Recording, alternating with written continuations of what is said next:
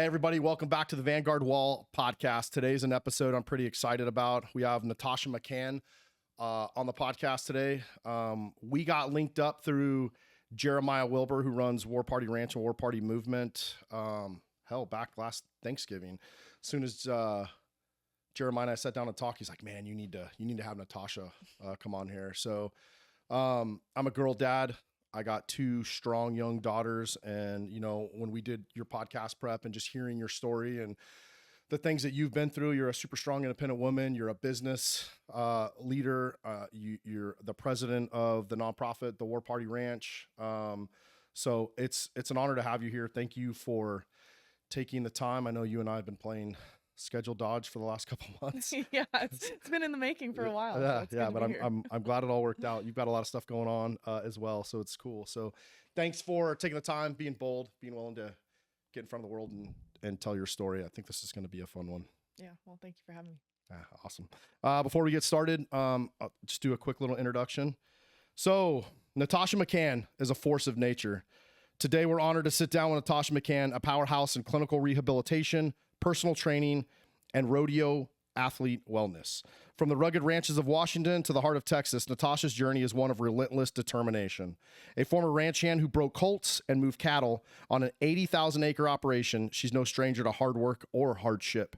Having overcome a devastating back injury that left her bedridden, only to rebuild herself stronger than ever through sheer will and expertise. As the owner of McCann Athletic Therapy, Natasha blends her certifications as a licensed massage therapist, board-certified orthopedic manual therapist, and clinical rehabilitative specialist to transform the lives of rodeo athletes, offering hands-on injury management and custom fitness plans where others see only limitations.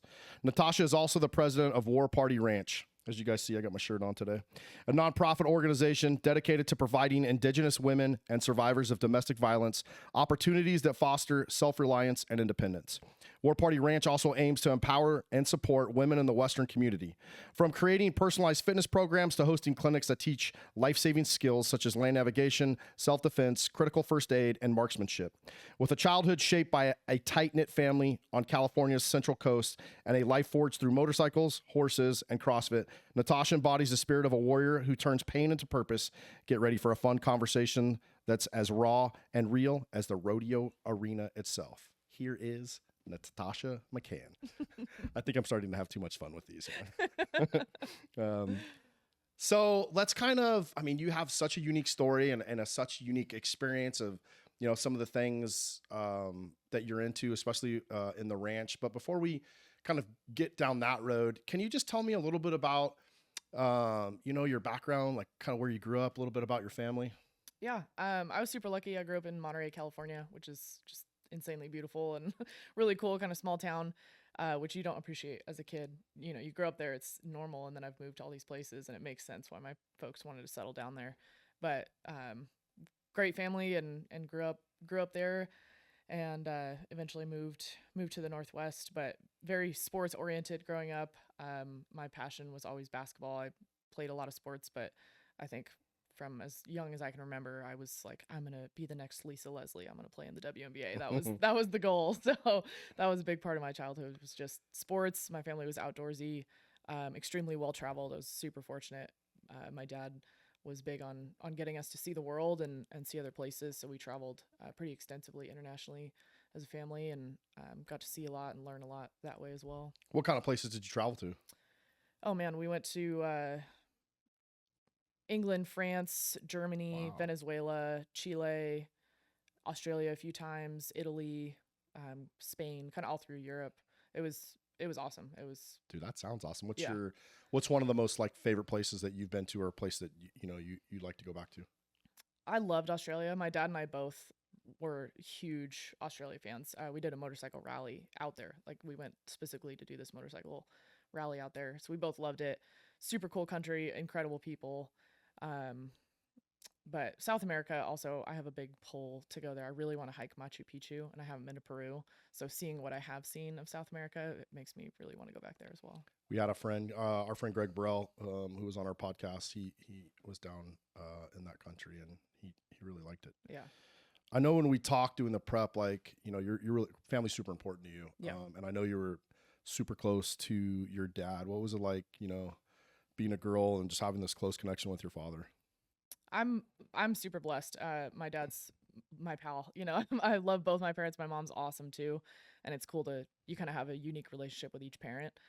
My dad and I always have bonded over sports and motorcycles. My mom rode motorcycles too, which is my mom's a badass. But That sounds badass. yeah, but they both kind of got me into bikes. And when I got older, my dad basic car maintenance, working on vehicles, changing oil, taught me to work on motorcycles I had when I got to that age and could buy motorcycles and stuff. So it was really cool. He's never looked at it. I think having daughters is like, these are girl things, these are boy things. Is he was just like, hey, this is, if you have a hobby, if you have an interest, that's what we're gonna do. And he was in construction, so he would let us use his scraps and build little bird houses or whatever. It was just he was just gonna teach us what we wanted to learn.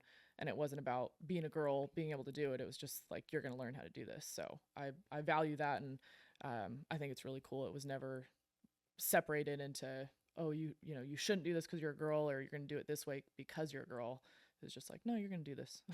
If you're a girl dad out there, listen up. Yeah.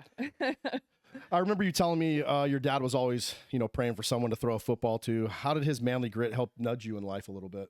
Yeah, I mean, I love to joke that. I think he's never once made a comment of like, "Damn, I wish I had a son." But it was, I think, just laughing at the hobbies and things he did teach me. I'm like, well, I think maybe you did. But it's both my parents. I think they taught us how to be tough, and there was no complaining just to complain.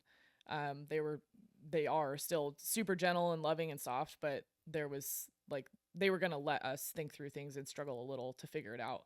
They weren't really gonna to baby us in that way. And I think that's driven my whole life from the lessons but they both taught me, is how to problem solve and think. And there's no pity party. That was my dad's saying as long as I can remember. It was like, the world's gonna line up to shit on you. Don't get in front of them. Don't let your circle do it too. Is you kind of have to be there for yourself and make sure the people around you are there for yourself, and be tough and get through some stuff.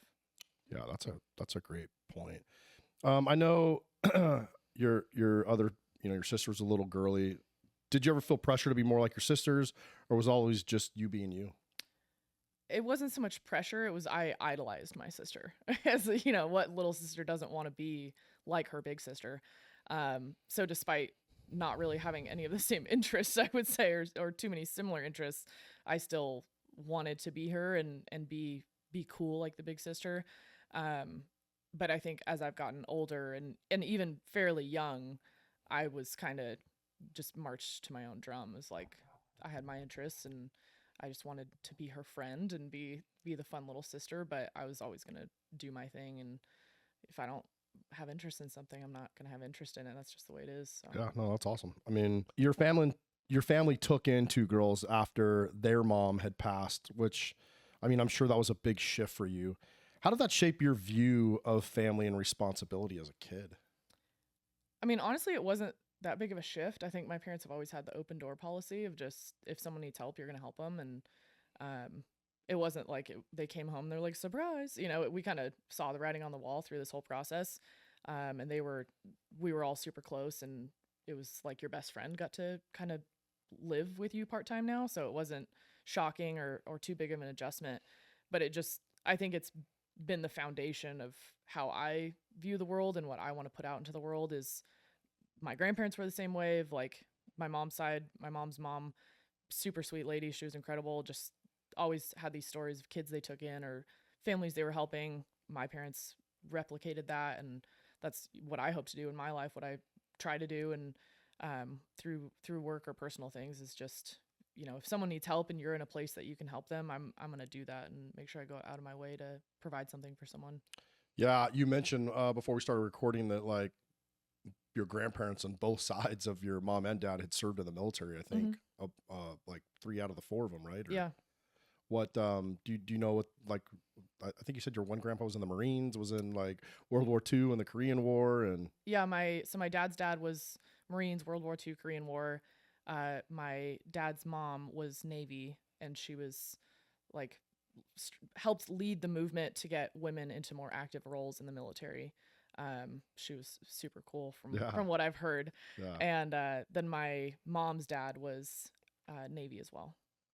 Yeah. So that just like your family just has a lot of like a lot of rich depth and history. So that's pretty cool. I think you told me your parents were pretty protective of you. And you mentioned to me that like you appreciated your parents' protectiveness later on kind of in life. Any moments where that really hit home for you? I don't think there's been one specific thing. I think it's just as you grow and see the world and get out of your kind of hometown bubble, I saw those things and I was like, oh man, I didn't realize how unprotective parents can be. You know, their protectiveness taught me to see things a certain way and look at things a certain way. And, you know, you talk to other kids, like our parents, if we were going to have a play date, they had to meet the parents. They had to know the parents, go to the house. They weren't just going to send us off to someone's house. And I don't think that wasn't super common, I guess. A lot of folks weren't doing that with their kids. And now that I'm older and I don't have kids, but like my nieces and nephew, they're, you know, I protect them like they're my own. And I couldn't imagine just sending your kid off to a stranger's house and saying, go have fun for a few hours. There's a lot of that, man. And I really do think, and I've learned with my own kids and some of the struggles I've had with some of my kids is, man, you think you know people. So like Yeah. you meet, you know, another family and they might play sports with your kid and they seem nice. And you just assume, that, you know, you either guys have like parenting stuff. Then you find out, man, the world's a crazy place. And, you know, the people you thought had the same ideas and mindset as you find out later on that they really didn't. So Yeah, it's like I don't ever want to be hyper vigilant or jaded because of my work, but you know what I'm involved in, I see the true evils of the world, and it really makes you aware of you don't know what goes on behind closed doors, and you might think they're the nicest people in the world, and you kind of get a glimpse on the behind the curtain, and it's some scary shit. So yeah, it's, and we're definitely gonna hammer that a little later. Kind of going back to your youth, you know, you're into sports. You know, you're getting into high school. You guys get to travel. Man, that traveling stuff still sounds awesome. yeah. You know, you're getting towards the end of high school. Did you have any ideas of what you wanted to do or thoughts or? I was still basketball all the way. So it took this like really crazy 180. I was doing the videos online to get recruited and that whole process. Kind of had some nibbles and thought I was going to go to university and play ball. Was trying to figure out what that looked like and where I might go. And then I got in a motorcycle accident in that rally. My dad and I did. Poor guy, totally scarred him. Both my parents, really. And That one in Australia? yeah. Oh, wow. Yeah. So I hit a pothole going like 60 miles an hour and just right over the handlebars. I don't remember any of it, but that's the best guess. So broke my collarbone, just road rash from head to toe. I remember what little tidbits. I had a brand new, what was when Fox came out with the V3, the carbon fiber helmets, and I had just bought one for this trip, and I cracked it just clean from temple, like 4 inches back. And so they cut my helmet off, and I was like, not my helmet. But Yeah. obviously had concussion and head Sucker injury. probably saved your life. Oh, 100%. Yeah. It was funny because my dad he's a big gear guy. Like I couldn't ride street bikes, couldn't do anything without full gear. And so we were both pretty decked out, and some of the guys kind of ribbed us like, oh, you know, come on, mate, like drop your shit. And it totally saved my life having all the gear I did. So. Shout out to Pops, man, for protectiveness. Yeah, He knew. exactly, man. He totally knew. Doing the thing. Sometimes it's not about looking cool. It's, it's about, you know, getting it done. Yeah. So that changed my course.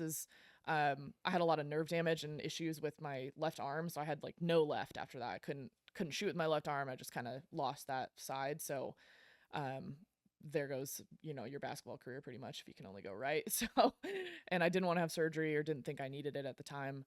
And so it really shifted everything. And I was like, well, I don't know what I want to study. I don't want to pay to go figure that out and just waste my time. And I knew I wasn't a desk job person. I really struggled in school, and it was almost, I hate to say it, sound like an egotistical little twerp, but school was really easy. I didn't struggle because I had a hard time learning. It was like, I already know this shit. I don't need to be here. And I hated it. I just couldn't stand sitting in a classroom going over mind-numbing information that I could access through my own devices. If I wanted to learn something, I would go learn it. So that kind of put a sour taste in my mouth, and I was like, well, I'm not going to go pay to go to college and do this all over again. I want to go experience the world and learn what I want to learn and work what I want to work. And I knew that wasn't in a typical setting. And so that was kind of when I got into the ranching stuff and went that route. So you decide to move to Washington. What stirred that on? I had been riding horses. My mom got us into horses. She kind of grew up on a farm, so I had that interest in the Western life and agriculture and equine. And even when I was applying to colleges, when I thought if I was going to play sports, I still wanted to go for viticulture, winemaking, which is ironic because I don't drink wine and I don't drink alcohol at all. But I thought it was really fascinating, so I was interested in ag, and I just thought this is what I want to try. At least, is I loved horses, I loved being around them, I loved the idea of working on a ranch and cattle. Though despite minimal experience around it, I just kind of was super drawn to it, and it's like, well, I have the time, why not? Like I can try it, and if I don't like it, then all right, well, try something else. So it was a struggle to get there. I mean, with not a lot of experience, it's hard to get a job. So I applied to a lot of ranches and got told no a lot, and then finally kind of friend of a friend of a friend connection, and they were up in Washington. I have family in Washington, so we were visiting already, and I bopped over to their house, stood on their front porch and talked for 20 minutes, and they said, great, you're hired, come move up when you can. And like a month and a half later, I was up there. Was there a moment early on where you thought this is where I belong, or was this whole thing trial by fire? It was kind of a mix of, pretty quickly I was like, oh yeah, this is awesome, and I loved it, and I was just the sights and sounds and like all this stimulus that's so new and different and fun and great people. But at the same time, I remember vividly the first I moved up there in the dead of winter, and they calve in the winter up there. So it was like early January, and the main facility they live on, or like the headquarters, is separate from the calving barns. That's like an hour away. And so you drive down there and you're kind of in this hole, and you take these switchbacks. There's no cell, there's no internet. I've moved in with a family I've met for 20 minutes. They have kids. We're in a bunkhouse, so it's just like shared living quarters house, kind of shotgun style. There's bed sheets to make your bedroom, curtains hung up. And I was like, oh my God. And there's a blizzard. So now it's -10. We're, pushing hay out to keep these cows alive. And I was like, well, I may have really made a grave error here. And that, lasted a few days. And that was just being a homesick kid. I think I hadn't, you get out of your environment, and it's a big shock. And then to go, you can't even call or talk to anyone. It's like, oh man, I've really, really done something. So it took a few days, but then it all leveled out and just kind of got in the swing of it. Give me a vivid ranch memory to help paint the scene for listeners. I mean, that the blizzard's kind of vivid, but like, is there a kind of like a moment that or maybe just like this memory that you have that can kind of like really paint that early picture of, kind of what it was like? I think some of my more vivid memories up there are more in the summertime. The winter's super cool, but summer is when you're really moving and grooving, and there's a lot going on, and you're moving these big pastures. So it was a really big ranch. One of the coolest pastures I think we gathered was up kind of above where those calving barns are. So you're driving a good ways no matter what you're doing out there. But you drive up here and you unload your horses and trot out. And for as big as that place is, we had a pretty small crew. So it'd be like their daughter, me, the husband, wife, and maybe another ranch hand and his wife most of the time. But we'd, draw our little map in the dirt, and our boss, Dusty, would kind of give us, you're going to go left, you're going to go right, you're going to go over this hill. But the Eastern Washington is Badlands. It's high desert, arid canyon land. It's really, really cool country. It's super underrated. And so you'd get up there, it borders the Snake River. And I just remember cresting this hill and coming down, and I'm by myself really, and coming down over it, and you meet the edge of this canyon. The Snake River is a couple hundred feet below you. And it's so vast and big and just awesome country. And the smell of sagebrush, I think that's one of the biggest things in the Northwest, is such a distinct smell, and it's burned in my brain. It's one of my favorite smells on the planet. Super nostalgic for that time in my life. So you smell this sagebrush and the canyons in the Snake River. It was just this incredible scene. And then you're gathering up a couple hundred head of Hereford beef cow. And that was one of those summer memories that sticks with me for sure. Sounds like a Western movie, man. That was super cool. It's nostalgic. It's a very romantic way of life in its own regard. And very picturesque. I think if you're in that line of work, you learn to appreciate those things and kind of take in that nature's beauty and the simple beauty of the world. Looking back, what's one lesson from your childhood, maybe from your dad or those early days, that still kind of guides you today? I mean, a lot of it does kind of circle back to that toughness from both my parents. Is they taught us how to be tough and problem solve, and um, how to work through whatever. There was no option to quit. It was just, how are we going to get through this? And that's really guided my life in some hard times, I think. How do you pass that lesson on now to women you mentor? Uh, it can be tough. I think if I'm mentoring some ladies, I try to give them the space and the opportunity to think. Because this isn't to be rude, but a lot of people don't think. They panic, and they don't know how to separate emotion and feeling and thought. So I kind of tactfully guide them into situations where they have to slow down and think. And it's not to set them up to fail, but sometimes you got to kind of teeter that cusp to really get someone to go, okay, like, you can accept things suck. I'm not saying you have to be blissfully optimistic and unaware. You can be like, this sucks. How am I going to move on? And so guiding them in those situations and helping be a guidepost when they're there is kind of, I think, some of my mentality and my approach is, I'm not going to do the work for you. You got to do it, but I'll help you. My good friend Johnny Wilson told me recently, the hostage has to be part of the rescue. Yeah, exactly. With everything we do, we can get into it with war parties.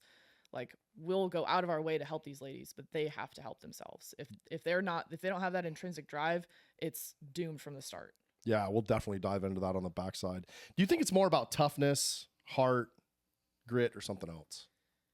I think it's a combination. I don't think it's ever one thing. It's always fluctuating based on the situation, but you got to kind of be able to pull from each pool depending on what's going on. Awesome. Kind of going back to your initial travel and then start working at the ranch. I mean, you landed on a massive 80,000 acre ranch in Washington. I think maybe a lot of people probably don't even grasp how big that's big. Yeah. That's a massive leap. What was it like going from riding lessons, because you guys did riding lessons and did horses growing up, to like cowboying with the big leagues? It's an adjustment. One of those, like, you feel like you're kind of a big fish in a little pond. You think you know what you're doing, and then get around some experts and you go, oh shit, I don't know anything. Yeah. And they're great people. I still talk to them. Very, very patient with me and everything, but it was definitely eye-opening of like, oh man, I got a lot to learn. Can you kind of walk me through, or our listeners, but I'm probably super interested, what's a day in the life of is it like Yellowstone, or is it it's that's a very glorified version, I'd say, a little dramatic version, but there's bits and bobs that are accurate. Every day is different. I think that's what drew me to it, is it's constantly different. No Monday is going to be the same as the next Monday.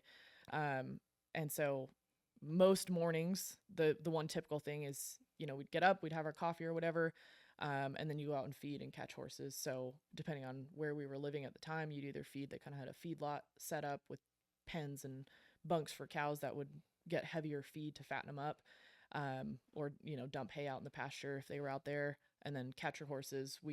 The gentleman I worked for, Dusty, he had outside horses, so he had clients that would drop off horses for him to train, and then we had horses that he had his own breeding program. He would then when you sell. say catching horses, what does that mean? Just getting them out from the pasture. Okay. Yeah, so just bringing them into the barn, saddling them up, and getting them ready to use for the day. Do you have to like chase them around? How do you get them? Most of them, you train them. You just walk Yeah. up to them. Some of them are kind of buggers, but you try to not have that.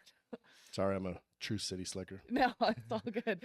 You forget, I say those terms, and then it's someone who's not familiar. No, that's how it is with us and military dudes. Yeah. You get military dudes around, then we start talking in acronyms. People are like, what did you just say? Yeah, exactly. Yeah. Yeah. And then are you driving cattle, moving them from one place? I mean, it just seems like it's really hard work, but it could be rewarding. But I'm still trying to understand and really paint the picture for our listeners too, like what goes on a ranch. Yeah, I will say it's super rewarding, and I think that's always been part of the drive for me, is like, you get in what you put in, you get out what you put in. If you don't take care of your animals or whatever you've planted, like, you're not going to get a product, and you're not going to get your return, and that's just the way it is. But if you work hard, most of the time you will get the payout. Sometimes nature has other plans, but yeah, every day is different. On a place that big, it's non-contiguous, so it wasn't just a square 80,000 acres. It was separated by other land, but we'd move cattle from one pasture to the next, and pretty much everything we did there was horseback. So if we were pushing cows, you were mounted on a horse doing that. But sometimes we'd have to ship them different seasons of the year. You're weaning calves. You're separating the calf from its mother. And then you weigh them. Those go to market. They sell. And that's, you keep replacement heifers. You sell the steers, things like that. So this was an actual cattle ranch. Oh yeah, they sold to Yokes Market, so they're a grocery chain up north. Did you learn anything about the business side, or was it just mainly, I mean, you're moving, I mean, it sounds like there's a lot of working pieces. I'm just curious. Yeah, you definitely learn about the business side. The wife, Terry, she was super good about the book. So when, especially first year heifers, so heifers that haven't had a calf yet, they're the ones that we go in the calving barns because sometimes they need assistance in that process, and you track everything. So every cow has like those ear tags you see as a number that correlates to the year they were born usually. And then we have books. So if cow 312 has a calf, it's going to be, that calf is usually like 1312, so that we know that's her offspring. And then you're taking weight, you're giving vaccinations. So you have all that data. So you know if she tends to have heavy calves or she tends to have light calves, they might sell her because you want the heaviest calf to sell when the time comes. So you learn, they taught us a lot about that business side of it, of what they're looking for, genetics, breeding, market prices. You have to determine what you're going to sell your calves for early on. You can't just always take them and sell them the day of as they did it in advance. So there's a lot of, everyone does it differently, especially regionally, things are done differently, but it was cool to learn kind of the inner workings there. Yeah, I got a couple questions on that. So you see packages at the grocery store, right? Because I'm a huge meat eater, like grass fed and like, what does that mean? What do cows normally eat? Like, yeah, it's all marketing bullshit. Okay. Exactly. That's why it's great to have somebody like you on. Yeah, totally. I could get on a soapbox about this. Cows eat grass. Yeah, when they say it's grass fed, I'm like, well, what the f- they yeah, eat? no shit. What happens a lot of time is they're either out on pasture. If there's natural grass growing, that's what they eat. We'll provide hay in addition if they need that, as well as minerals, selenium, salt licks, all those things, should they need it based on the land, based on the terrain they're in. And then what they'll do a lot of times is they're sold, they get brought to a feedlot and they're fattened up on grain for a few months and then they're slaughtered. So the grain, higher fat content, just puts weight on them really fast. And so that's been this like marketing ploy of grass fed, grass finished. That doesn't inherently mean they didn't get grain. And it doesn't mean they've never had grain. It's just a marketing scheme to get you to pay more. All cows are eating grass. There's no cow that's just eating grain its whole life and is filled with toxic chemicals. And it's all just, it's like organic. That's a vague veil of a term that there's no real approval of like what that entails. It's all the same with meat. Is your best bet is looking at the fat content ratio. So like is higher, like when you say looking at the fat content just ratio, based on what you like 1810 or 1820, do my math here on ground beef, things like that. It's just personal preference of what you're cooking and stuff. Or buying from local. That's what I always say is like, if you can buy from a beef operation locally, buy half a steer, that's the way to go. That's how you're going to get your best quality and support local ranchers and support a local industry. That's what we do, man. Yeah. And the quality of the meat, in my opinion, better. it's way better. Yeah. And then my last question, just on the beef thing, and you may or may not know the answer, but the price of beef has gone through the roof. Yeah. What's contributing to that, to your knowledge? Oof, I don't even know if I can answer it. Honestly, there's so many factors, and you look at like huge big picture economy down to cost of supplies, the cost of hay, what it's costing to feed those animals, to put them on grain, all those things. It just adds up. And so just like the cost just in general has gone up for everything from having to procure stuff to help feed them to transport and the butchering and the whole process. Who determines the price of beef? Is it the market where you sell them? Because you mentioned that, you have to determine when the cow is very, like, a lot younger, kind of what they're going to sell. And I know I'm hitting you with questions that we didn't talk about on the prep, but I'm just curious for my own. And it depends. So, like, there's different ways to sell cattle. The place I worked on, they would agree with a broker, essentially, and determine that price. So, at the start of calving season is usually when the owner of the ranch would kind of talk with his guy and say, hey, we're going to sell for X amount per pound or whatever. And you can go directly to a sale barn and you get what you get that day based on market prices, which fluctuate weekly or monthly. So there's all different ways to do it. Yeah. But that was just how they did it. So cool. Thanks for asking all my city slicker questions, dude. Hey, no, I love talking about it. You gotta educate people on it because people don't know where their food comes from. Yeah, that's true. You mentioned to me, especially yesterday, and then in the prep, that the family on that ranch was very patient with you. And actually, you just said it a minute ago. Is there any time you messed up and learned something huge? Constantly, yeah. It was like every day you realize, oh, well, that was not right. And it's all just trial and errors. That's, I think, anyone that's worked on a ranch, day worked, been in this industry, they know people can be pretty gruff, and it's not necessarily that you're being yelled at, but you need information to get across real fast, and that comes out very coarsely sometimes. But I didn't know what I was doing. Well, it's like, what's one big screw up that you could tell us that was, that's maybe funny now that probably wasn't funny then? The daughter and I caught a feed truck. You caught a feed truck on fire? Yeah. Hell yeah. I want to hear this story. It was a big mixer truck. So we dug this hole, and you would back this almost like a semi kind of into it with this big mixer bed tub, and it had an auger in it, and you would dump a round bale and it would mix that. So you could mix your own hay, whatever you wanted. So we would take the tractor, dump a round bale in the top of this. You had to cut the wrap that's around that round bale off. It was pretty janky setup we had, but it worked.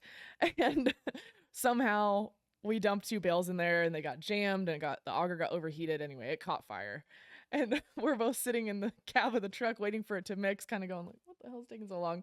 And we look and realize it's on fire, and had to go run and scream and tell Dusty and get the water truck. And yeah, that was probably one of our big whoops moments for sure.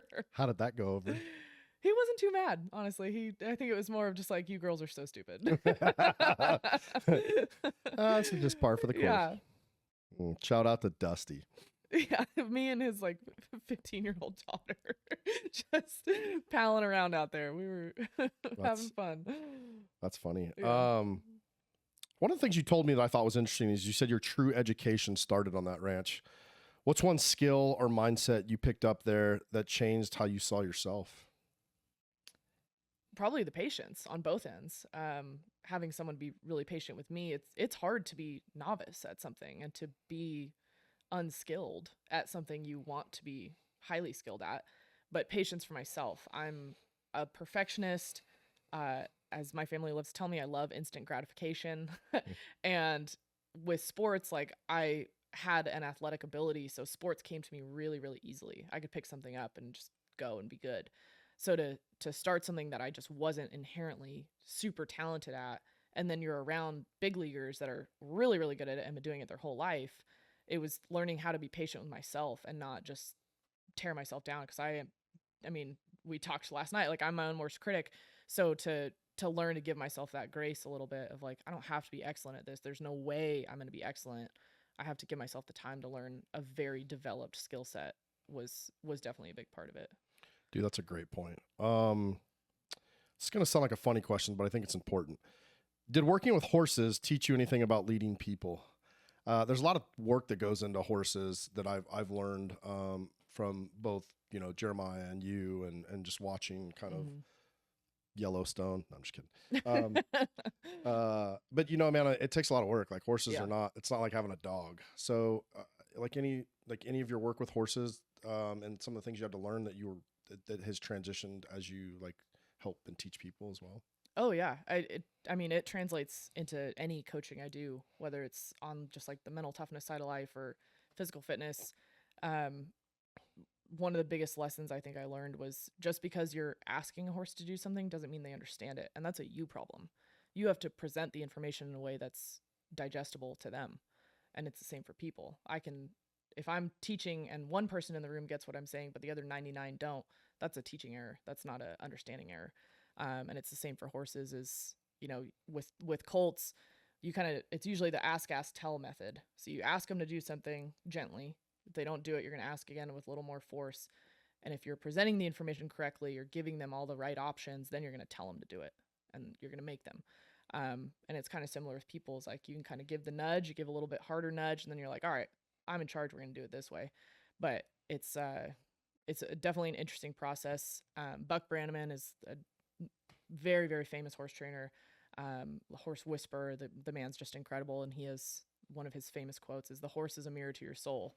You might not always like what you see." And it's, be particular, don't be picky.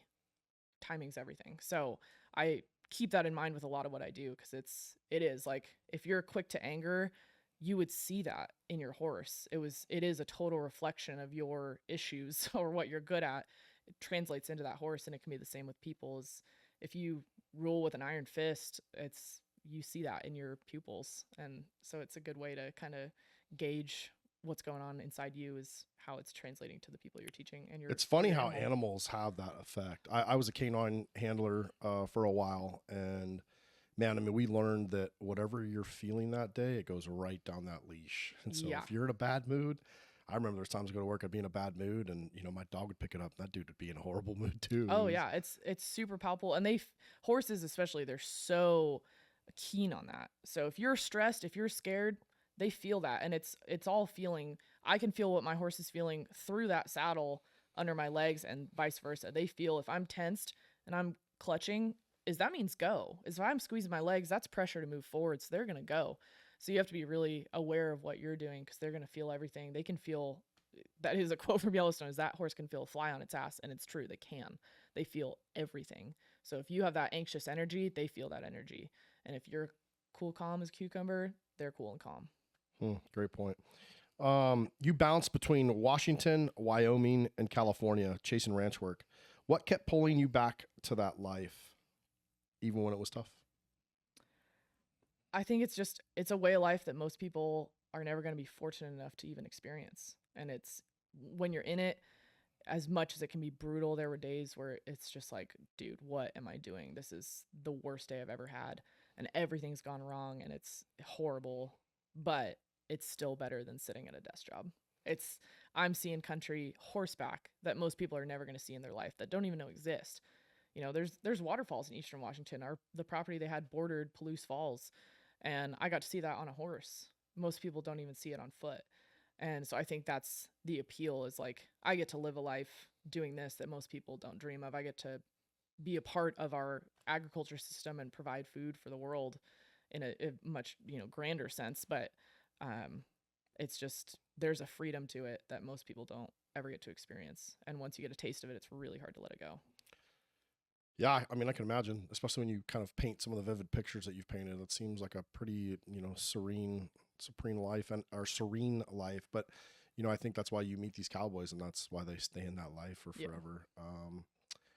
What made you leave Washington to head to Wyoming?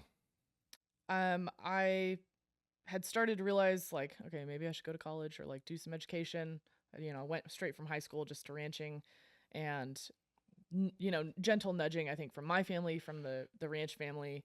They're like, hey, I was 22, 23 at the time, I think. They're like, it'd be smart for you to get something under your belt. So I was like, okay. So you worked on that ranch for 5 years? Mm-hmm. Oh, wow. Okay.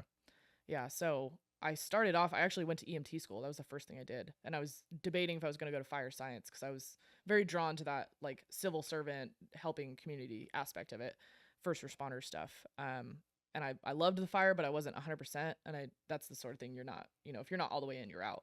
So I waited on that, did the EMT thing, loved it.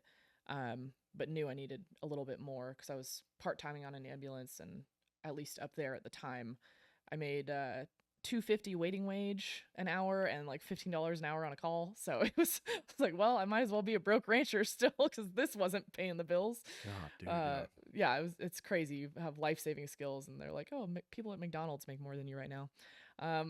It's disheartening, to say the least. Yeah, it's nuts. But I wanted to move to Wyoming. I was like, okay, I'm ready to check out somewhere new.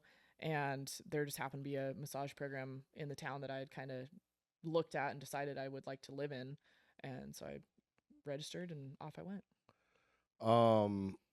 So you went to massage school in Wyoming? Yeah.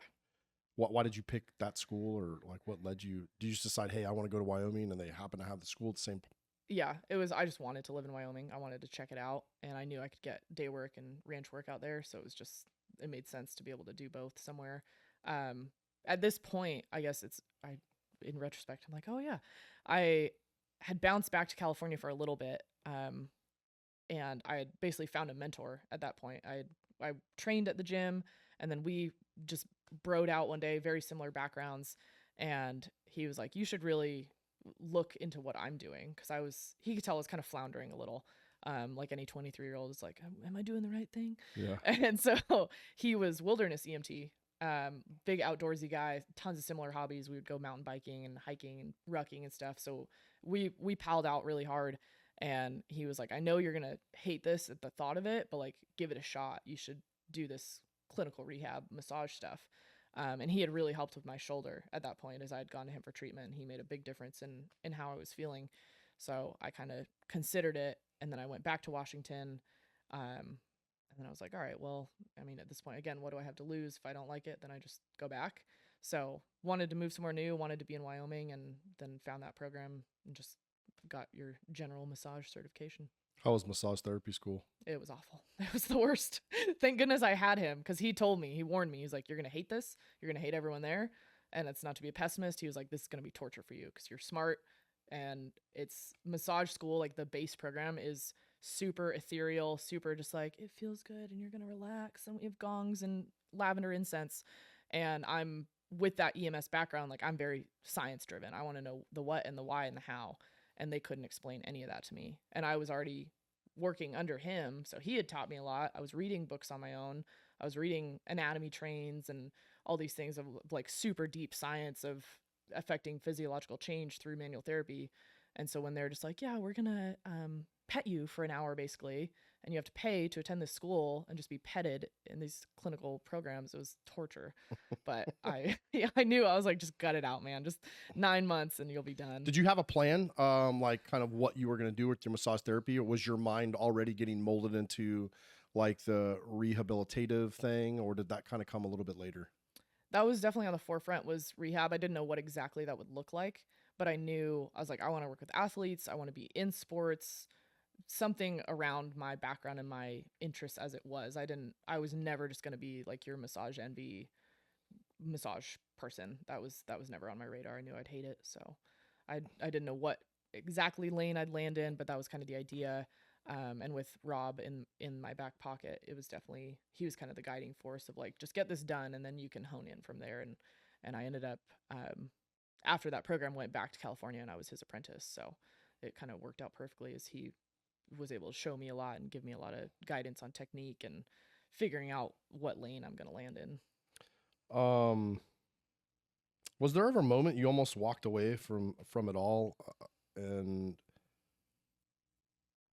just thought, hey, I'm going to go back to California and start over? I mean, you're up in Washington, you're in Wyoming, the ranch life, it's not for everybody, and Yeah. you're kind of younger. I'm just curious as your how your mind was processing things.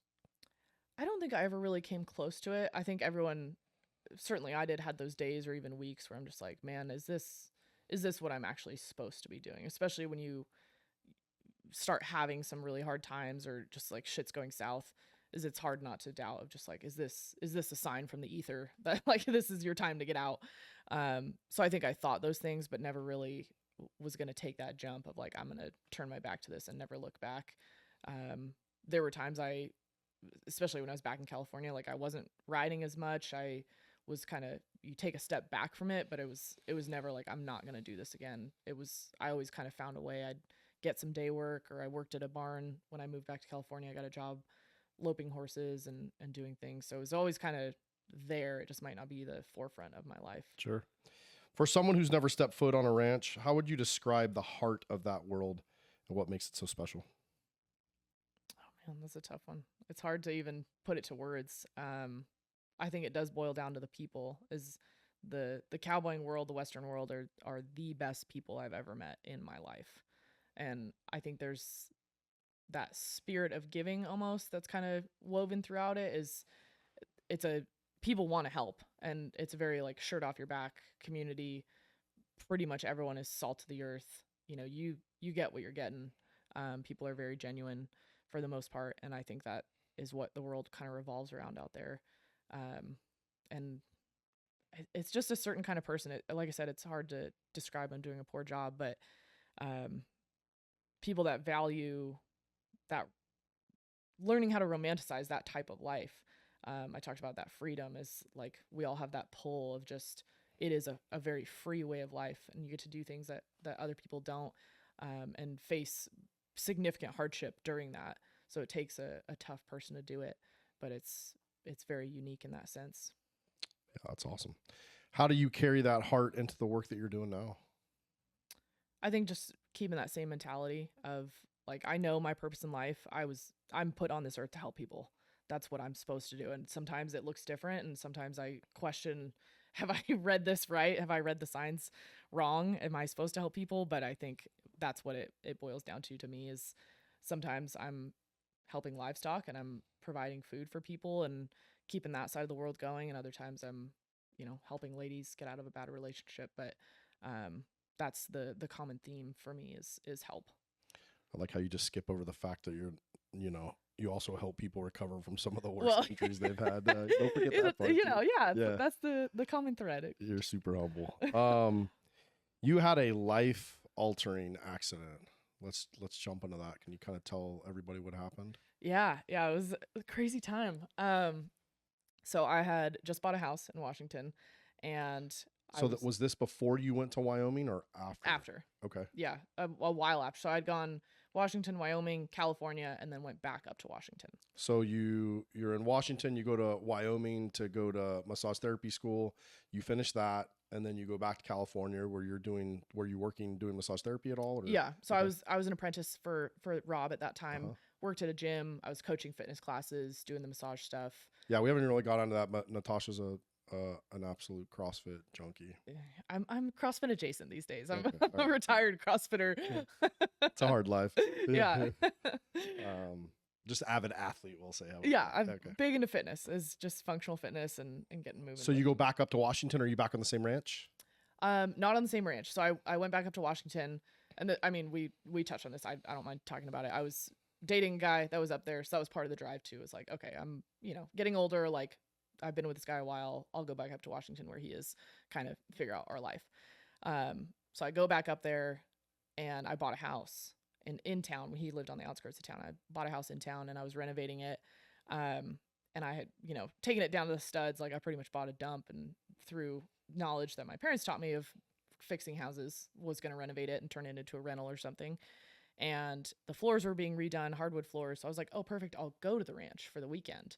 And homeboy and I were having issues already. So I was like, I'm just going to go work for them for the weekend. And we were moving cows. So I got out there, and horses are very in tune to weather as well. So like if it's super windy, horses get stirred up. That's a pretty common thing. And it had been storming, but clear day, we wake up, catch horses, and we were going to go move some cows to the next pasture. And I got on a young horse, but he had 15 rides on him or so. Like he hadn't bucked, he hadn't had issues. They weren't going to put me on something that was going to be a bronc on purpose. And so we start to move this pasture of cattle, and my horse was kind of froggy, kind of jigging around a little bit. No big deal. You just kind of work through that. Help give them good options to move is the idea. But anyway, a long story. These cows go to turn. My horse wants to move with him. He wants to go left. I'm telling him go right, essentially. So he breaks into, he starts bucking. And it's called McCarty rope reins. So it's like a single loop of rope, essentially. And it's horsehair that's tied. So you keep a small loop in it, and then it's tied to either side of their bridle. And so when he bucked, I kind of got strung out. So I'm, my hands are longer than they should be. But then he took off running, and that I was like, oh, okay, I've got it now. I'm still in my saddle. I reach forward to collect my reins and get short so I can stop him up. And as soon as I reached forward, he started bucking again. And so I was already leaned out of my seat, essentially, and he just, jump rocketed me out of my saddle. At the time, I didn't think it knocked me out, but in retrospect, like thinking about the story, it definitely did. Because I remember waking up and I was laying on my side. Dogs are licking me. My, Dusty didn't see it, so he's like, "What the?" Like cows are everywhere. My horse is everywhere, and I was laying. My arm was underneath me, like it was kind of behind me, and I was laying on my side. And I came to, and that was all I thought. I thought, oh my God, my arm fell off. Like how crazy my arm fell off, because I have a plate in that collarbone. And so I was like, oh shit, I broke that, and like my arm's gone. And then you kind of get more together, and I rolled, and I was like, oh my God, it's still there. But I was in pretty significant pain, and I thought, man, this, something's up. But I'm prideful and a dumb little turd sometimes. So I stood up, got up. My boss grabbed my horse, and I'm trying to keep it together, but I'm a little choked up. And he was like, well, can you get back on? I said, yeah, I'll try. And so I tried to step back on my horse, and that's when I was like, oh, I don't think I can. And I had cracked my hip before, and it felt a lot like that. So I'm trying to, talk myself down. I'm like, worst case scenario, I've just cracked my hip again. It hurts, but I'll be fine. This is okay. But I realized I can't get back on my horse. So the wife had to trot back to the pickup, which is, it's good, like 45-minute trot at this point, and go get a mule cart, bounce that through the pasture, put me in that. And I remember biting my sweatshirt sleeve, and I'm like, don't cry, don't cry, don't cry. Because I gotta be tough. Can't be a little bitch. And just bounced me through the pasture into the pickup. I'm seeing stars. Like, I'm telling myself I'm fine, but all the signs of my body are like just red flashing lights, basically. And they asked what I want to do, and I was like, I just get me back to the house. I'll my adrenaline's up, everything's hurting, it'll calm down. So we went back to the house, and I sat there for probably like 4 or 5 hours, and that pain keeps getting worse. And now I'm like crying uncontrollably. Well, the week before, one of their ranch hands had a horse flip over on him and cracked his pelvis, open book pelvic fracture. So he's not a doctor by any means. He's like, oh, are you pissing blood? And I'm like, no, man, like, we got other problems. Yeah. I don't think it's that. I know what that would feel like. I can walk, I'm ambulating. But anyway, sorry, this is a long tale. No, but I finally reached the point. I'm like, okay, I think I need to go to the doctor. I think I need to see a medical professional. I mean, you broke your back in 5 places. At what point did you realize, like, man, this isn't normal? Oh, right until the doctor told me that. It came out of her mouth. I was still like, you're a pussy. This is just a stinger. So because I was walking. You think you broke your back. There's no way you're up and moving. And it hurt like a mother. But like, I got in the pickup. I lay in the back seat of the pickup. They had a horse that they needed sold because I'm still like, I'm fine. It's okay. She was like, hey, I'm going to go sell this. Like, this lady's here to buy this horse. I'm like, yeah, it's fine. So they were selling this stud horse we had. Like an hour later, she's like, all right, I'm so sorry. I'm like, it's fine. It's great. Yeah, I can't feel my toes, but it's there's totally... like either 6 of you or no one. It's totally black. I don't know which. And they drive, and it was like an hour, I think, to the nearest place, and I could go to the ER, to the clinic. I don't have health insurance. I'm, a young working ranch kid. I don't have freaking health insurance, so I'm like, clinic free. And I still have my boots and spurs on. I can't take my boots off to bend over, so I walk in there and say, hey, I got bucked off, my back's really hurting. And triage, oh, she's green. So we sit there a while, and they just don't really do much. She palpates my spine. That hurts. Ouch, ouch. Did you get knocked out? And I say, I don't think so. Great. Neurocheck's clear. That was all they did. Crazy. In retrospect, that was one of my biggest downfalls. But they, I pee in the cup, and that's when they came back. And now we're going, oh, shit's getting serious, because she came back and she was like, hey, so there's a lot of blood in your urine. We think you might lose a kidney. We're going to take you for another CT. We want a better image.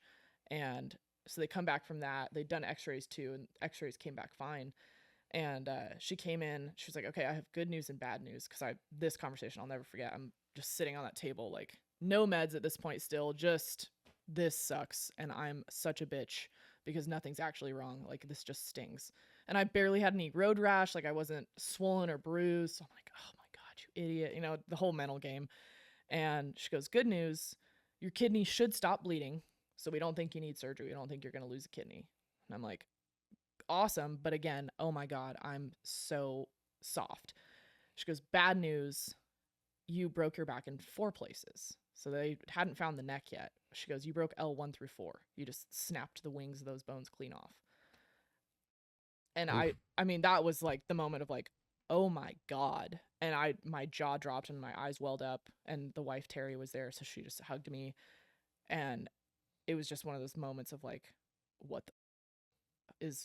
my whole life's different, right? Because the doctor wasn't from a ranching background, shall we say, wasn't keen on horses. And so that's what she told me. She was like, you're you're done riding horse. Like you're so close to being paralyzed with this. It's crazy. She said, I've never seen someone break their back like this to that degree, all 4 vertebrae, L1 through 4. And so I'm just shocked. And they gave me some pain meds at that point. She was like, kind of asked about my life. And I was like, I am rebuilding a house. I train at a gym and I ride horses. I work on a ranch. She was like, yeah, that's over. Like your life looks a lot different now. Cause in her eyes, training CrossFit was danger. It was going to injure my spine and it was too fragile at that point. So I was done working out. Horses, extreme danger, no more of that. And I just remember sitting there crying because I was like, my life's over. Like every source of income I have, gone. Every source of joy I have, gone. And she was like, I bet you're so mad. I bet you can't wait to get rid of that horse. And it shocked me because I was like, no, I'm pissed because I know that horse is going to be gone before I'm rehabbed. So I'll never get a chance to ride him again. And that horse he made a mistake that we can't, we're not going to cut his head off or punish him for that. He got scared. He made a mistake. I just happened to get the bad payout of it.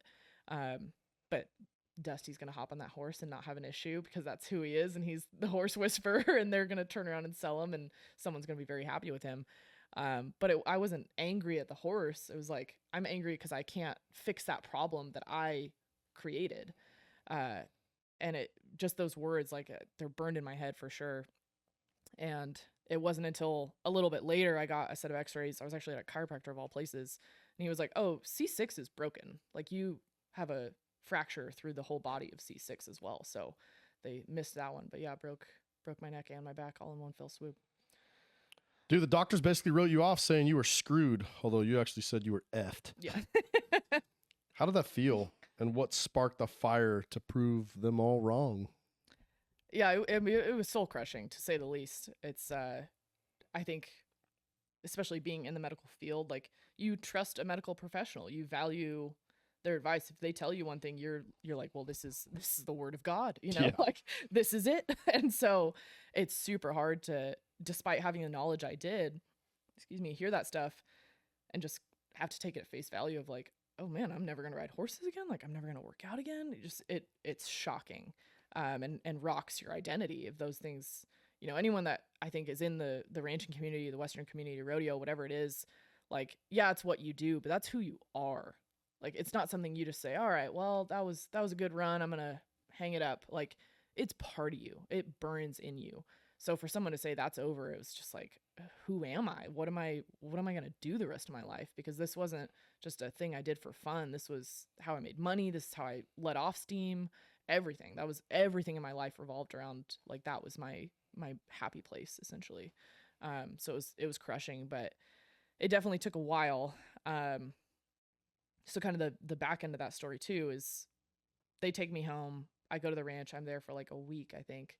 And are you able to move? Barely. So that was also what's crazy. They just sent me home. They gave me a wheelchair to wheel me out of the hospital, but they were like, all right, sayonara. Here's your discharge papers. Like, go see, check back in 3 months. But like no crutches. And at this point, now the pain is so high, I can barely function. I am just over the moon in pain. And I like to think I have a pretty high pain tolerance. Did they give you pain meds? Yeah, they gave me, I think, oxys maybe, which in turn I'm allergic to, so I couldn't take those. So it was just a disaster. And they take me back to the ranch house and, those bless that family because they took such good care of me and I'm just a wreck. And now I'm getting like all the concussion symptoms that I'm not saying anything about because I'm a prideful asshole. And so I remember just the one day, don't remember much of that week, but I was crying in my sleep and I woke up like almost screaming, crying because my head hurt so badly. It wasn't even my back at that point. It was like it was light in the room. There was a TV on and it was just so overwhelming and so painful. And now I'm allergic to whatever pain med they gave me. And so it was just a disaster of a time. But I was like, I just want to go home. Like, I just want to go home. Were your parents aware of kind of everything that had happened? Yeah. Now it's bringing back all these memories. When we're in the hospital, after they've told me, hey, you might need surgery, you might lose that kidney, I didn't want to scare my mom because, again, got in the motorcycle accident. My dad was behind me during that time. So he rolled up and I'm kaput on some asphalt, scarred the poor guy for life. He has to tell my mother, who's in the United States, on like a Garmin. he would ping her morning and night so she knew we were safe, and she didn't get the ping, so she knew. My mom's senses are insane. She's like got the mom sense. So she had a feeling, and then my dad had to call her, be like, "Hey, our daughter is like on the brink right now. She's been in a bad accident." So I've scarred both my parents. Keeping that in mind, this happens. They say, "Hey, you might need surgery." And they're like, "What's your blood type?" I was like, "I don't know." And so I text my mom, "Hey, just curious, what's my blood type?" She's like, I don't say anything, and she knew. She immediately knew. So I think she called me. She was like, what's going on?" I was like, Terry, you talk to my mom." So I think I just passed the phone off, and she was like, yeah, your daughter, we got a problem." And so anyway, that was that. But I was like, I just Did want to they go come home. out to see you, or? I know they wanted to, and I was like, no, there's nothing you can do. I don't want people on me. Like, I can barely even talk, function. I'm in so much pain. And that's just me too. And my mom, both my parents know this really well. Like, if I'm hurting, get away from me. I don't really want to be babied. It's nice. I know you're there and I love that, but like, don't talk to me. Don't touch me. Just, I'd rather gut it out by myself. And so she knew that. And I think that's why she didn't like forcefully say, "I'm your mom, I'm coming," because she knew I'd fight her on it. And I wanted to go back to California. I was like, I just want to get home and relax and rehab. How did you get home, dude? Could you drive? No, so the Terry, the wife, she drove me to my house in Spokane, and I think I stayed there maybe like a day or two, so I had friends pack my shit, and then I caught a flight to California, and they were nice enough. They like comped me to first class because I'm just gorked out and like unable to move at any rapid pace. Are you in like a body? Like, what do they do for a broken back? I'm totally Nothing. curious. Yeah, we bought crutches just because I was like, I can't hardly move my legs. It hurts too much to ambulate. So Terry had some crutches that I was using to kind of scoot around. But yeah, I was not moving fast, that's for sure. And then got home, and yeah. What was it like when you got back home? It was tough. So, and this is, we talked a little this morning, so I don't mind sharing. Said boyfriend at the time, I call him from the hospital. We were having our issues. I had my doubts of what was going on, suspicions there was something else happening there. And I call him and I was like, "Hey, I've been in a really bad wreck." He's about 2.5, 3 hours away tops, and I need help. I need you to come get me. Like, I'm scared. I feel like I'm gonna die out here. Like, things are really bad. And he said he hated horses, he hated ranching, hated that I did it. And he said, "This was your choice. You deserve this. And if you die, you deserve it. I'm not coming." And hung up the phone. Very, very tough phone call. I remember that for sure. And so that was, all these things like played into the beginning of the end and the change in my life. So when I got to Spokane, had some friends, thankfully, that helped me. And then I got to California, and it was tough because all my suspicions were confirmed. I've had this devastating injury. I'm reevaluating my life.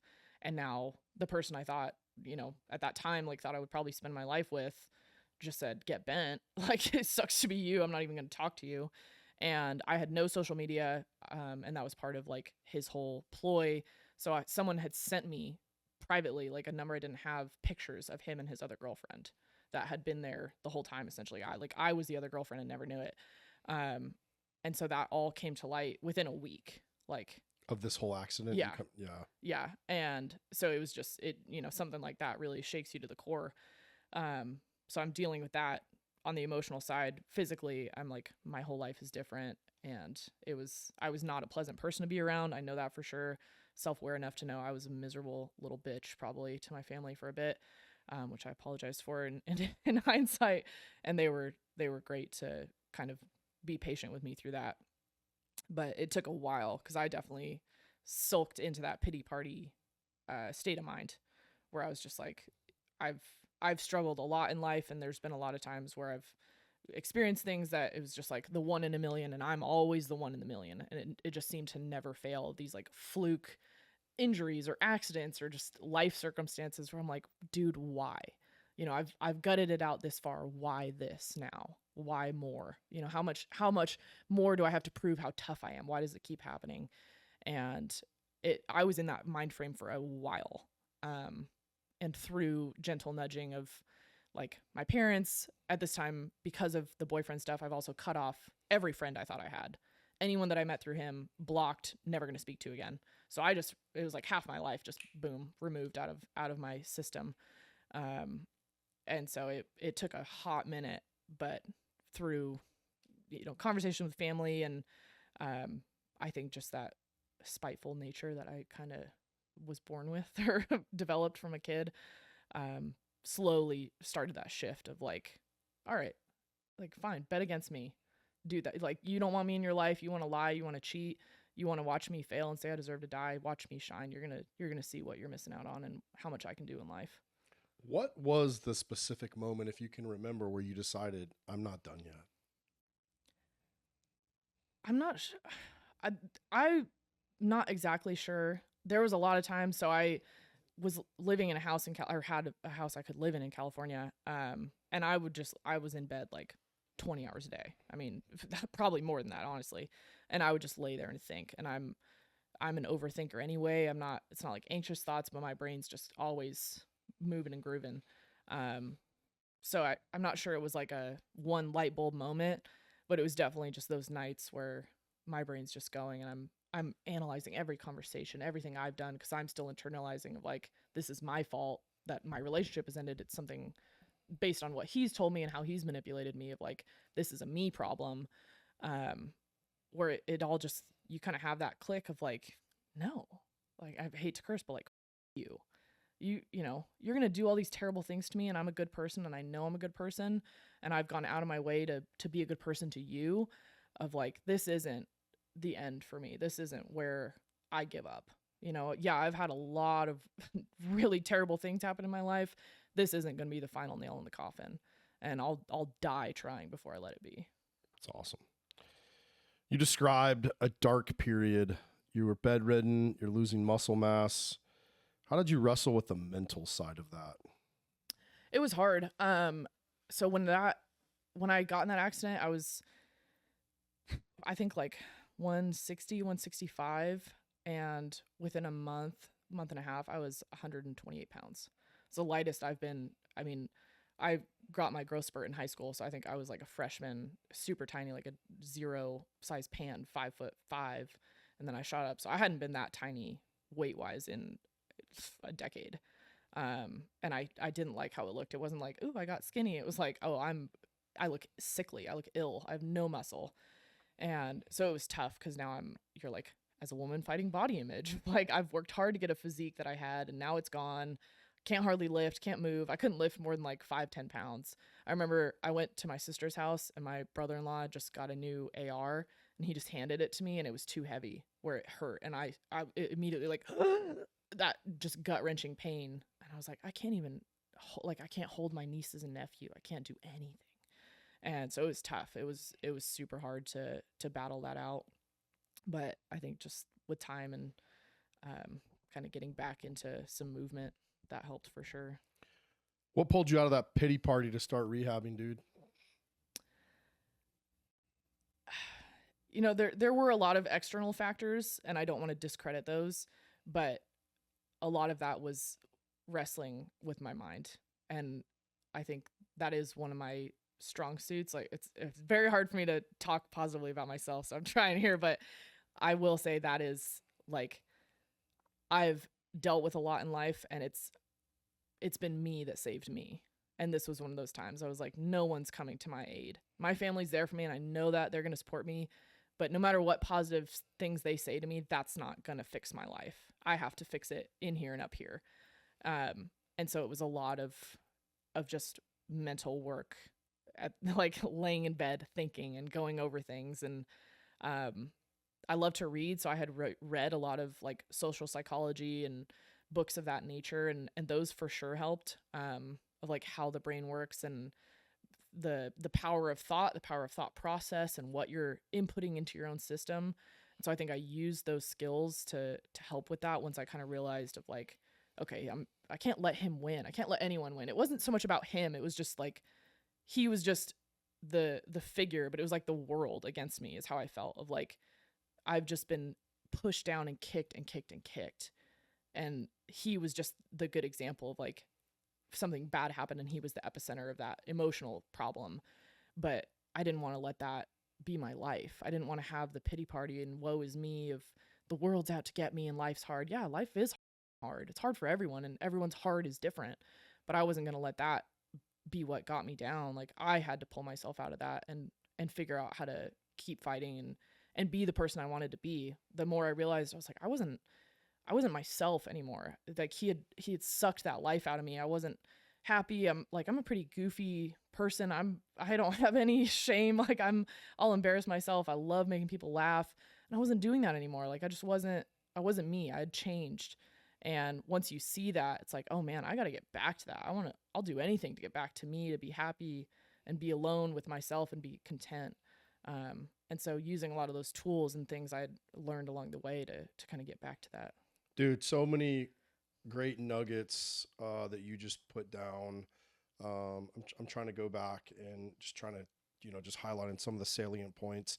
Most importantly, I mean, one of the things we focus on this podcast is mental health, right? I think it's a thing, and there is this idea of going out and you take a pill or you do a treatment or whatever, and it's like, oh, I'm better because we want the quick easy fix. And this was no quick easy fix, and I know we're going to dive into a little bit of your recovery as well. But what do you say?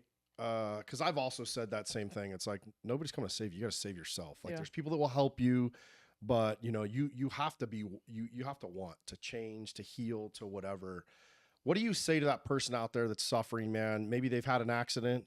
Maybe they've been in a car accident. Maybe, they've, fallen off a horse or fallen off a ladder, and they're crushed and they don't know if they can continue moving on or whatever. What do you tell that person?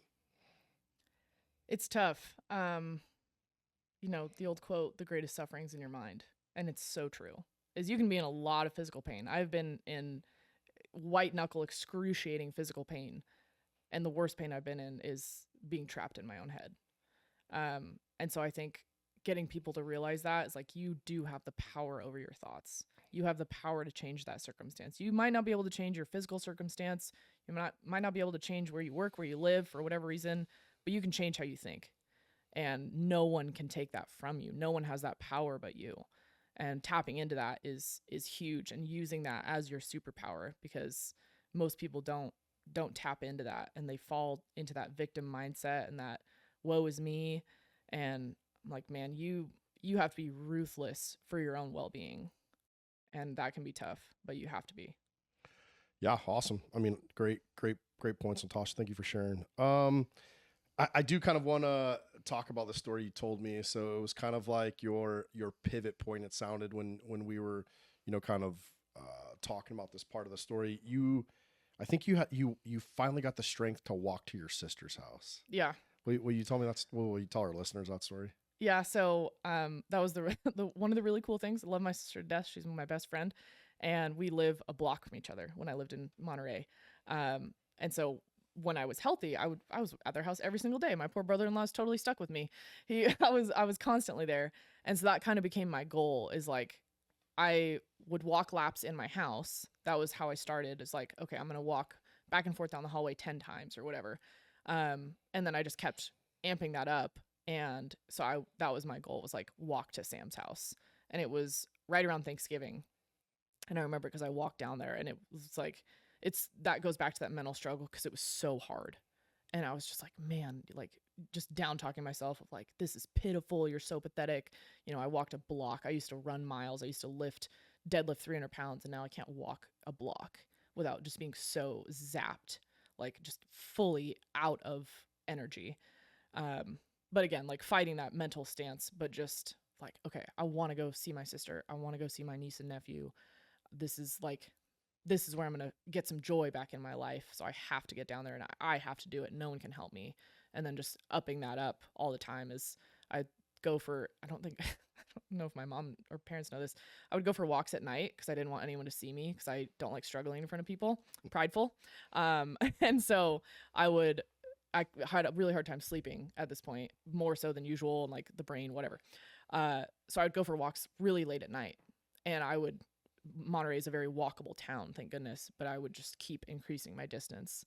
And that was like my little mental goal for myself and my my test all the time was like, okay, can I go an extra block? And it's hilly, so it was like walking uphill, or the downhill's easy, the uphill's hard. How do I keep pushing that and keep getting stronger? Did you slowly feel yourself like getting stronger? And Yeah. Yeah, it was, things got easier, less pain, and just learning how to appreciate those small victories. Because when you're, especially in CrossFit, like you look for those big metrics, you look for a big weightlifting PR, you look to improve your Fran time or something like that, where it's like very tangible, very big moments. So learning how to appreciate, like, okay, I went another block. Like, oh, it didn't make me sleep for 16 hours because I took a block walk. Like, oh, I slept normally, I ate, I recovered, getting my appetite back. That was a huge thing. I had zero appetite from the emotional toll, but also physical. I didn't want to eat. I couldn't keep anything down, like being so skinny. It was just all of it. So it was those little goals of like, okay, I'm recovering better. I'm feeling better. This is getting easier, all those things. what did it feel like when you finally worked out again after 4 months? Oh man, I feel like you could take down a mountain lion. Like, I was back in Washington because I had to finish up that house. So I was like, all right, well, I gotta figure out what to do with this. I'm just hemorrhaging money.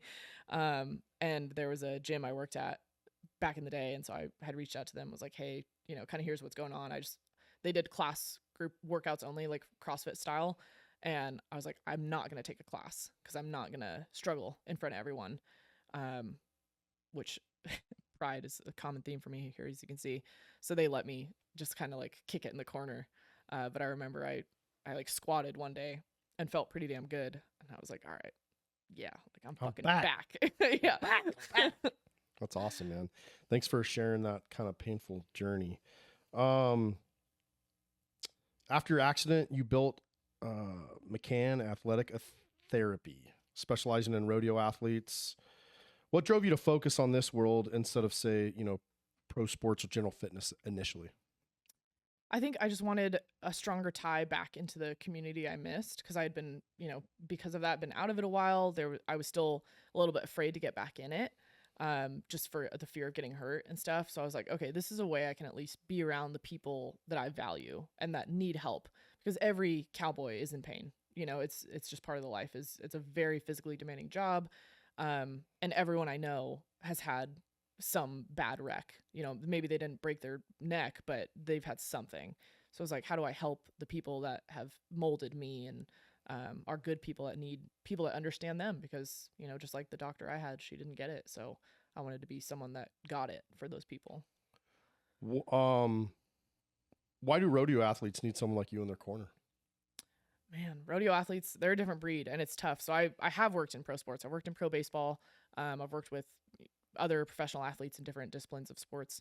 And rodeo is unique in the fact that they don't have the resources that other pro sports have. So yeah, they are professional athletes, but they don't have a home base. They don't have a locker room full of a chiropractor, a PT, and AT, and every other initial under the sun.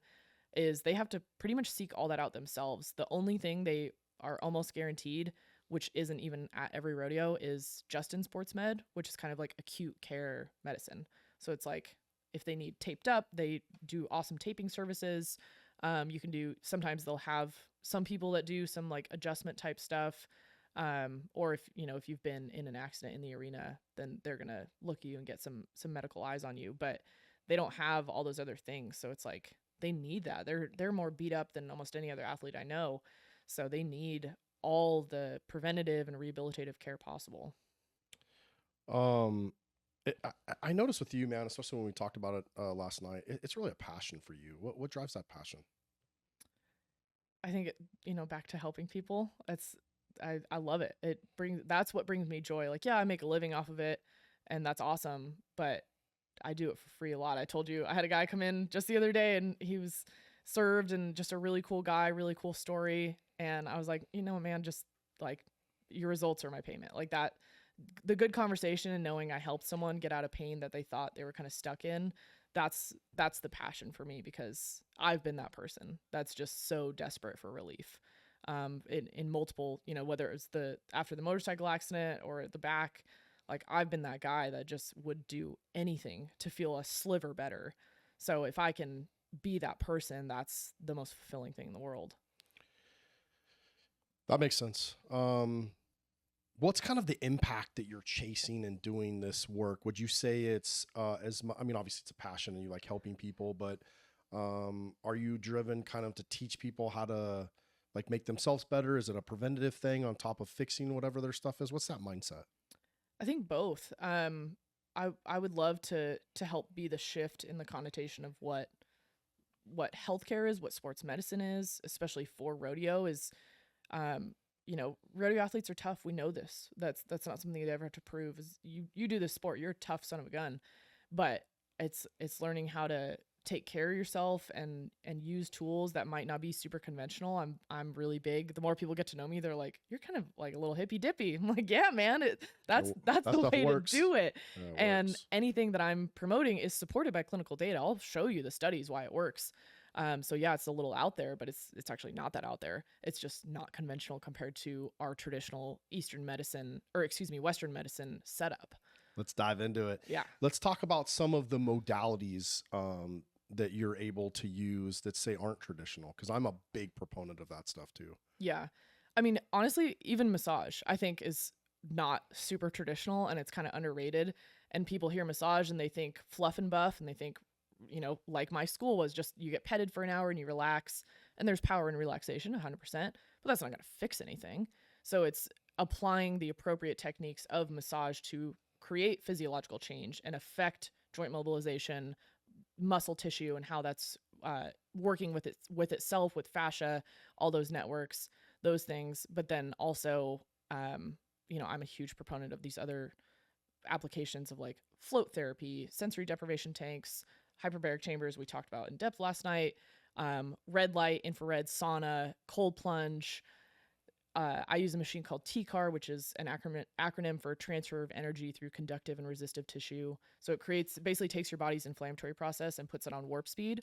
We think inflammation is bad inherently. It's not. We need it for healing. It's blood and oxygen. It's what we need to heal. So it creates that and uses that power of inflammation to heal structure. And then based on the frequency I use, you can penetrate as superficial as skin, but all the way deep into bone. So it creates like micro oscillation and stimulates the osteoblast process to heal fractures faster. So what is that, a machine that uses like electrodes that you just put on different places of the body, or what is that? I've never heard of that. Yeah, so it only got FDA approval in the States a few years ago. They've been using it in Europe for decades, of course. Of course. Yeah, it's been huge success. Well, it might help you, but Big Pharma doesn't own it. Yeah, we're not allowed to have that. Yeah, exactly. So it uses a grounding plate. So it's plugged in AC current, uses a grounding plate, and then you have wand electrodes in the wand essentially that I use with my hand. And so you feel warmth. You don't feel, it's not like a TENS unit where it's contracting the muscle. Sometimes you feel a really low buzz, because I've used it extensively on myself as well. But it's usually just warmth. So you mentioned frequency. Is that something that you dial into different frequencies to get to a different depth? Yeah. So it has a wand for conductive tissue, like muscle, or resistive, which is denser tissue, bones and things, or like ligamentous tissue. But you adjust your frequency based on the effect you're trying to elicit or what tissue you're working on. Is there a training that you went to for that, or how did you come across that? One of the company reps had reached out. I was working in an office building that had other like massage or similar practitioners, and they came to essentially sell the product. And so I got linked up with them, and they did a full training session, and then I ended up, you know, getting the machine from there. So. What's that called again? One more time. TCAR. Yeah. Well, hopefully they TECAR. Hopefully they sponsor you for the advertisement. Just kidding. We'll see. Have you seen some success with that? Oh, hugely. I've had success. I was working at Rodeo and got hooked by a bull and thrown over a 6-foot panel, and I broke my ankle. Yeah, it was super embarrassing because we had just been talking trash that there's a kid working, and we're like, this kid's an idiot. He's going to get wrecked out. I'm the only female. And like, normally it doesn't bother me, but I'm acutely aware that I like am in places that most women aren't. And you need to kind of be one of the boys and like not be a little pansy about things. And so of course I'm the one that got hooked and break my ankle. And I'm like, don't cry, suck it up. But anyway, I used the machine on myself every day for like a month, and then had another gal that she had a kind of like shockwave therapy. So I did both of those, and I was out of a boot and running in like a month. Wow. Yeah. I love it, man. Any other kind of modalities that maybe are on the fringe, or like I know there's a lot of stuff coming out on red light. You said you use that. Yeah. And, you kind of use all that stuff in combination. Yeah, I think there's a time and place for all of it, and you can overlap treatments and use them in conjunction with each other. Magna Wave is another one. That was actually like equine application that's getting used on people now. So that one I'm still researching. I don't tell anyone in like specifically to go do it. I've heard a lot of anecdotal success from that, but I haven't read a ton of clinical stuff, so that's why I kind of hesitate. But people love it. They've had a lot of success with it. So that's one of the ones I think it's just coming around to getting more data under its belt. Do you have any kind of stories or a story of, without, using specific names or whatever because of HIPAA, but can you give us a story of like, some of the injuries you've treated and kind of some of the success you've seen? Yeah, I think some of the coolest ones are probably like my chronic pain patients, and it's true with rodeos. They just have these compounding injuries, and it's death by 1,000 cuts for these guys. But some guys that are, you just kind of accept it after a while. I think anyone that's had chronic pain, you're just like, well, this is my life. This kind of sucks. And you just kind of get used to it, and that's your normal. So those have been some of the coolest, most rewarding of like, okay, what I'm doing is effective, is getting those guys out of some chronic pain and getting really tangible results where their movement patterns are better, their pain is reduced. And it's all due to hands-on therapy and using those proper interventions. So that's been really cool to see. Yeah, that's awesome. You've worked with everyone from triathlon moms to 78-year-old rodeo clowns. Yeah. What's a common thread in the people you help, and how do you tap into their toughness? I would say the common thread is that they want help, and we talked about that. That's the key, is you have to want to help yourself. If they're seeking me out, unfortunately I can't accept insurance. Like everyone is a cash pay patient, private pay patient. So they have to want it, because I try to be affordable, but you're paying for my very unique experience. There's like, I think 15,000 people that have my dual board cert. So it's no joke. Like that's a hard thing to get. It took me a long time. And so these people have to want it to come see me. And I've had people very fortunate to travel to see me. I've got a rotation of clients in Oklahoma that every couple weeks I try to make a loop to them, because I'm the only one they'll see. So I'm really, really fortunate in that regard. But that's the common link, is like they want to get better. Well, and I especially, just in the Western community, Jeremiah clued me in as well. It is just like you said, it's a tough group of people that live a tough lifestyle. And so I would imagine your background, not only, your ranching background, but your pain and suffering background as well, gives you, a certain amount of bona fides to be able to go into this community. And I'm not just hey, I'm not, I'm just here to rub you down. You know what I mean? You have this whole modality and wellness background. You're an EMT, you've got an orthopedic certification, you have your LMT certification, plus you have a lot of experience with your own pain and suffering. So I would imagine that makes you uniquely qualified in that world to be able to, have those conversations with these, larger than life, tough Western folks. Yeah, I think it for sure helps. And that's, no matter who it is, no matter what you're doing, if you're talking to someone that's giving you advice, you kind of want to make sure they've walked the walk. So it definitely gives a little more oomph to what I'm saying, I suppose, for lack of a better word. Of just I've experienced it. I've used this on myself. I'm the proof is in the pudding, and I'm the pudding right now. I can tell you it works. Here's exhibit A of me with a broke back, and here's me doing CrossFit again.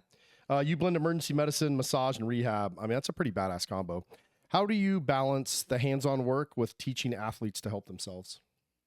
It's all part of it. I think that's all part of my process. Is I've always joked, like, my business model is to write myself out of business. If I'm doing my job well, you don't need me anymore. You'll just want to see me. And that's my goal, is everything should be a teaching moment. When I'm working on you, some people don't care to know, and that's fine. But I'm able to explain everything I'm doing and why. And I like explaining it, because it helps the healing process. It helps your brain understand what's going on, and in turn heals faster, right? So if I'm, working on your leg, I'm saying I'm doing this, we're creating some change, we're working on this tissue, your fascial networks, your brain takes that information in and goes, okay, this is creating change. I'm now in a safe environment to move in this direction. But also teaching that client of like, okay, yeah, I can now squat in a proper pattern, and then I'm going to give them the corrective exercise to reestablish those new movement patterns that we created, so that it stays. So it's not just, okay, cool, see you in a week, and things have all gone back because you didn't do the work yourself. So they have to do the work themselves. I can do a lot of good in the hour I see you, but if you're not doing stuff on the back end, it's all for naught. So always teaching them, like, here's how you're going to keep this up so that it's just, you just see me for maintenance. You just see me because you got a little something going on and you're going to address it before it becomes a big something. Awesome. Is there a go-to technique or a mindset that you try to instill in most of your clients? Not necessarily technique, because that's just so situational and case by case, but just the mindset of this is going to work. Is we kind of talked about the power of words last night, and that's a big part of what I do. Is it's not facetious. I don't say things if I don't truly believe them or mean them, but that's a big part of my approach is the language I use. Is, you know, as an EMT, you're always taught, like, don't add chaos to the scene. You don't, someone might be bleeding out, but you still don't sprint to the scene, just everyone get out of the way and apply pressure. You don't, like, you stay calm because now you're in the locus of control. And it's the same with these clients. They come in, even if they have the most horrific injury, I'm not like, oh my God, I've never seen someone's leg this bad. It's like, okay, man, that's, yeah, you got a lot going on. We're going to work on that. I always have that, like, undertone of positive affirmation and undertone of, like, we're addressing this. I explain the why, explain what I'm doing, and let their brain process that and encourage them to know this is going to work and get them believing that, because there's power in that. There's huge power in the power of words and thought. And so getting them on that track and my energy, my intention, my words during that treatment session, that's a huge, for everyone across the board. That's the core of my treatment. And then the hands-on stuff, the additional therapies, machines, that's all just cherry on top. Awesome. That's powerful. You mentioned Rodeo lacks the support pro sports have, like cold plunges or chiropractors. What's one thing you wish every rodeo athlete had access to? It's hard to narrow it down to one. I mean, insurance, healthcare, better healthcare. Like, you could go so broad with this, but just, That's a good point. I mean, yeah, you can get insurance through the PRCA, but it's not always the best, and they still struggle. These guys everything's out of pocket for them. I think people don't realize that, as they see, like, oh, you know, this guy, the bull rider, won almost $500,000 throughout his year. That's his year. And that's not including that you have to pay to enter rodeos. Even as a pro, you have an entry fee every single time you get on. You're paying your fuel. When I drive and hit rodeos, I'll spend probably like $20,000-$30,000 in fuel a year. And I'll put 60,000 miles on my truck in a year. And I'm not driving as much as most of these guys. So the expense out of your pocket is astronomical. So yeah, that looks like a big ticket number. Most rookies in the MLB or NFL are making quadruple that minimum. So they don't have a huge income as it is. And then all these out of pocket expenses on top of healthcare. If they get hurt, they don't have a contract. They're not getting paid. So if he breaks his leg and he's out for 8 weeks, if you have surgery, who knows how long, that's it. There's no money coming in the door. So I guess maybe that shifted my answer is I wish they had that contract money, guaranteed income. Yeah, that's a great point. It's never too late for them to change, man. There's a lot of money in the rodeo. I don't know why they don't make that. I mean, especially the health aspect, because you're right, man. I mean, I can't imagine the injuries that you come across. It's probably pretty wild. Yeah, a good buddy of mine, he got kicked in the head the other day and just filleted his forehead off all the way down to his skull. And it's like, oh, well, enjoy that, Bill. You know? Yeah. How do you convince a tough cowboy to prioritize recovery over pride? I mean, you've mentioned your own pride quite a bit in this. How do you power through that with them? Usually just try to break it down of, like, is this a business decision or is this an ego-driven decision of, yeah, you can get on and be hurt and still get on. Look at JB Mooney. Anyone that's followed rodeo knows that name. He's $7 million earnings, lifetime earnings. He's about as tough as you'll ever see a human being. But you have to look at it of, like, the pro and con list is usually how we break it down. Of, yeah, I can get on at this rodeo. I'm going to pay whatever entry fee. Best case scenario, I win. I take home $4,000. Pretty good payout, right? Well, what's the cost?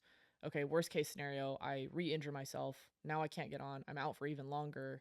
Like, was that $4,000 really worth it? And most of the time, it's not $4,000. It's like $700, you know? Is that check worth you being out for another 6 weeks instead of waiting 2 more weeks? So trying to really weigh those decisions and break it down really simply. And that is usually when they're like, okay, yeah. Talk to me about your training. You're a LMT, so a licensed massage therapist, a CPT, what is that again? Certified personal trainer. You're a certified personal trainer, and you're dual board certified in orthopedic manual therapy and clinical rehab.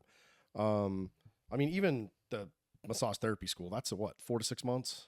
9 months. Yeah, 9 months. Yeah. So that's a bunch of training. And then you have the personal training. You can get multiple certifications, right? There's different levels of Yeah. personal training. So CPT is kind of like your base level, and then through CEs or whatever else, I have a handful of other just additional things, different certifications. Have some kettlebell certs, nutrition and sports specialist, stuff like that. Just things that have interested me. So you're kind of always getting more, accumulating those. And then what about your the dual board certified in orthopedic manual therapy? Can you talk a little bit about what that is? Yeah, so that's through the Academy of Clinical Massage, and so you have to be an LMT to even start that process, and then you apply, and it's honestly, I couldn't even tell you the hours. It's a online based program, and then you have to do in person, and then clinicals, case studies. So it is very extensive at the end of the day, and so I was fortunate to make some connections through the in person training I did, and it's in depth seminars, like just drinking through a fire hose of information and trying to keep up through some true like world leaders of this style of manual therapy. So it was a really incredible experience, but a very, very dense information, and a lot of studying and writing and case studies, and you have to have the clients to write your case studies and all those things. So it's no easy process for sure. And then the clinical rehab specialist is kind of encompassed in that as well. Yeah, so you're doing those at the same time, but Sounds like a lot of work. Yeah, it was. I kind of want to shift a little bit and talk about your nonprofit work. So I first found out about, War Party Ranch, obviously through Jeremiah. I think he started War Party Movement first, and then used that to help generate money into War Party Ranch. But can you just talk a little bit about what War Party Ranch is? Yeah. So we're a 501c3 nonprofit, and our main goal is to help abused Indigenous women. That's our target demographic. They face rates of domestic violence exponentially higher than any other demographic in the country. So our goal is to aid those women, provide them with resources, provide them with skills that foster self-reliance, independence, create that warrior mindset. Is we're not here to play into that victimhood. Is we're creating warriors and survivors of those things. So giving them real life tangible skill sets. We're pretty rooted in the Western world. All of us pretty much have a background in the Western world. And that becomes a really keystone habit of discipline, of hard work and toughness. And it just crosses over really well into the things we want to teach some of these ladies. So that's kind of the basis. And then we do, as you mentioned, all sorts of other clinics, lots of pistol marksmanship, firearm handling. We're working on that critical medical care, first aid for certain situations, land nav, marksmanship. We've got some hunting clinics coming up. I've really been pushing situational awareness. Most people are blissfully unaware of their surroundings. They don't know what's going on. They've got their head in their phone. So teaching ladies how to really keep their eyes and their head up in the world, and just be warriors out there. That's awesome. How did you get involved in War Party Ranch?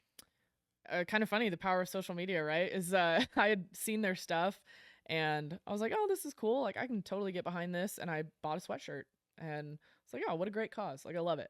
And Jeremiah had seen my stuff, and so he emailed me like through my order and was like, hey man, I'm not trying to be creepy, but like, I've seen your stuff, super cool, so glad you supported. Would you want to chat sometime about maybe doing some stuff with us? And I was like totally flattered. I thought this guy's just incredible what they're doing. So I was actually at Houston Rodeo. I just remember because it was funny because I never spoken to him, and anyone that knows Jeremiah knows he can talk. So he was like, yeah, just quick 10-minute phone call. And I was literally working on clients. It's called Contestant Village. It's like their campsite because Houston is 3 weeks long. And so people just kind of camp out there, and it's this really fun place. But I'm working on an athlete, like phone in my ear, not wanting to hang up to this guy because now our conversation's like an hour and a half long and we're getting super in depth. But I'm like, okay, sorry, man. Like, just trying to multitask. But yeah, he basically asked if I wanted to write some workouts. We had some ladies that do women's ranch bronc riding and just kind of cowboyed and are beat up. So I was like, yeah, I'd love to. I think that'd be awesome. So started writing some workouts for ladies, and then it's just totally evolved from there. Yeah, I had never heard of the whole MMIW thing. Jeremiah really kind of schooled me, I think, on the podcast, but we talked a lot off the podcast as well. Mm-hmm. I didn't realize the whole missing, murdered Indigenous women thing was so impactful on the reservations. Yeah. I think there's a lot of Americans that don't, that forget. I mean, there's a lot of Indian reservations, and it's a massive, expansive land, but they really are. I mean, in some aspects, they're kind of their own country. I did a little bit of work up in Oklahoma. I mean, they have their own tribal system, their own courts, their own the BIA, Bureau of Indian Affairs. I mean, it is its own world. What's going on on these reservations? Do you think that's contributing to, whether it's the domestic violence or, women going missing, getting murdered? Can you speak to any of that? So one of the biggest issues is jurisdiction, because of, as you mentioned, we have our reservations have their own tribal police, their own criminal system. So, and up until I think it was like 2020, tribal police could not prosecute non-tribal members. So if a non-tribal member comes onto a reservation, commits a crime, and then leaves the reservation, that's it, basically, until it gets kicked up to federal. So it's incredibly hard to prosecute these people, and to follow that communication across lines of two groups who do not want to communicate because of all this historical cultural issues. And natives are generally mistrusting because of the cultural genocide that they've survived of outside. Can't imagine why they would be mistrusting of our government. Yeah, so it becomes this just like huge nebulous of issue. But that is one of the biggest things. Is statistically what we see the most is non-tribal members coming in, committing these crimes, assaulting women, committing crimes of domestic violence, murder, all these things, and then it's really hard to then prosecute them. So yeah, during my time in law enforcement, I became acutely aware of how even the cartels in Mexico have been using tribal lands for all types of nefarious activities, which helps compound the problem, whether it's running bodies or drugs, or just generally perpetuating violence based on the drug trade, and then doing that on tribal lands has definitely contributed to some of those problems as well. Yeah. And I don't think the average person knows that, and that's why it's good we get to hit it again. If you guys didn't listen to Jeremiah Wilbur's podcast, I think that was our episode 3. It's definitely a good one to go back to not only listen to Jeremiah's background, but also his perspective. He is an American Indian, and to hear his perspective and kind of what they're doing is something definitely worth listening to. Yeah, and he's so highly educated. It's insane the knowledge in that guy's brain, and what he can speak to. It's astonishing. I have some stats and stuff on my phone too, because I try to always make sure I'm given the right data, but it is people don't realize how prevalent it is. You joined War Party Ranch, and you kind of pitched like a whole clinical model kind of to empower women in rodeo. I think some of that stuff that you guys are doing now was kind of your idea. What inspired that vision, and how did you feel when you started seeing it come to life? It's been awesome. I'm just very fortunate and feel super grateful that Jeremiah trusted me and to kind of have this vision and roll with it. Because when it started, I wasn't president. I was still just like the fitness girl, Mm-hmm. But kind of what I saw, just I think everyone, that outside perspective sometimes helps. And we were bringing on like 1 or 2 girls at a time and kind of letting them live on property where we could secure a place for them, and then teaching them range skills and whatever other skill sets, the shooting, all those things. And what we ran into, as we talked about, is people have to want to help themselves. They saw a handout, and unfortunately some not so nice people got linked up with us despite our best efforts to sift through that. And we ran into a lot of problems of these ladies just not wanting to help themselves, is how I'll put it, to be simple. And so I saw that and it was like, okay, when it works amazing. It's incredible. But when it doesn't, it's a dumpster fire. So like, how do we sift through some of that, but also get more touch points? Because yeah, that's awesome, but like, we want to help on a big scale, and until we got a lot more funding and had a massive ranch to house people, it would be a long time. So that's when I kind of came up with the clinic model. So I was like, well, anyone that wants a skill set these days, you go to a clinic. That's how I've learned a lot of stuff, is going to these workshops. And so my first pitch was like, hey, let me just try this for a weekend. And if it works, great. And if it doesn't, well, we tried. And so my idea was a physical wellness weekend. I'm in Texas, so we just did it out there. I got the gym that I work at, let us use the outdoor space, and then a buddy has a ranch. So I was like, let's guide him through some workouts, show him, there's all types of fitness. People see me and they assume all the workouts I write are CrossFit. They're not. Most of them are not. A lot of them are, especially for my rodeo guys, like they need mobility and bands and resistance, kind of low impact stuff, because they're tuned up all the time. So I need them moving in different ranges of motion. That's like, yeah. And I think CrossFit's kind of changed. I wouldn't say CrossFit's going away, but I mean, that stuff's hard on your body. That was really big in special operations and in the military. And now a lot of those people's that did it, man, they've had a lot of injuries. So I really do see the shift. You see like High Rocks and some of these other events where it's kind of more functional fitness. Yeah. Rather than, how many fake pull-ups can you do to win your time? Yeah. And it's all about dosage, right? Like CrossFit, this is what I always tell people. It's not inherently bad. It's not that it's overdone. It's how you do it also. Yeah, that's a great point. Yeah, you can't have a novice come in and say, okay, we're going to snatch and do chest to bar pull-ups. Yeah, you're going to wreck them. They're going to blow their shoulders out 100%. If you have, those are advanced skill sets. So it's all about scaling and modifying as needed. I think people see CrossFit and they're like, this is the workout. It's RX. That's what I'm going to do.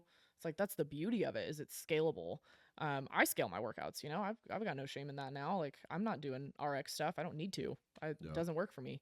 So I think that's a big part of it. But yeah, anyway, like show these ladies what workouts can be. Is people see me and they think it's all CrossFit and just get crazy, but it's not. It doesn't have to be.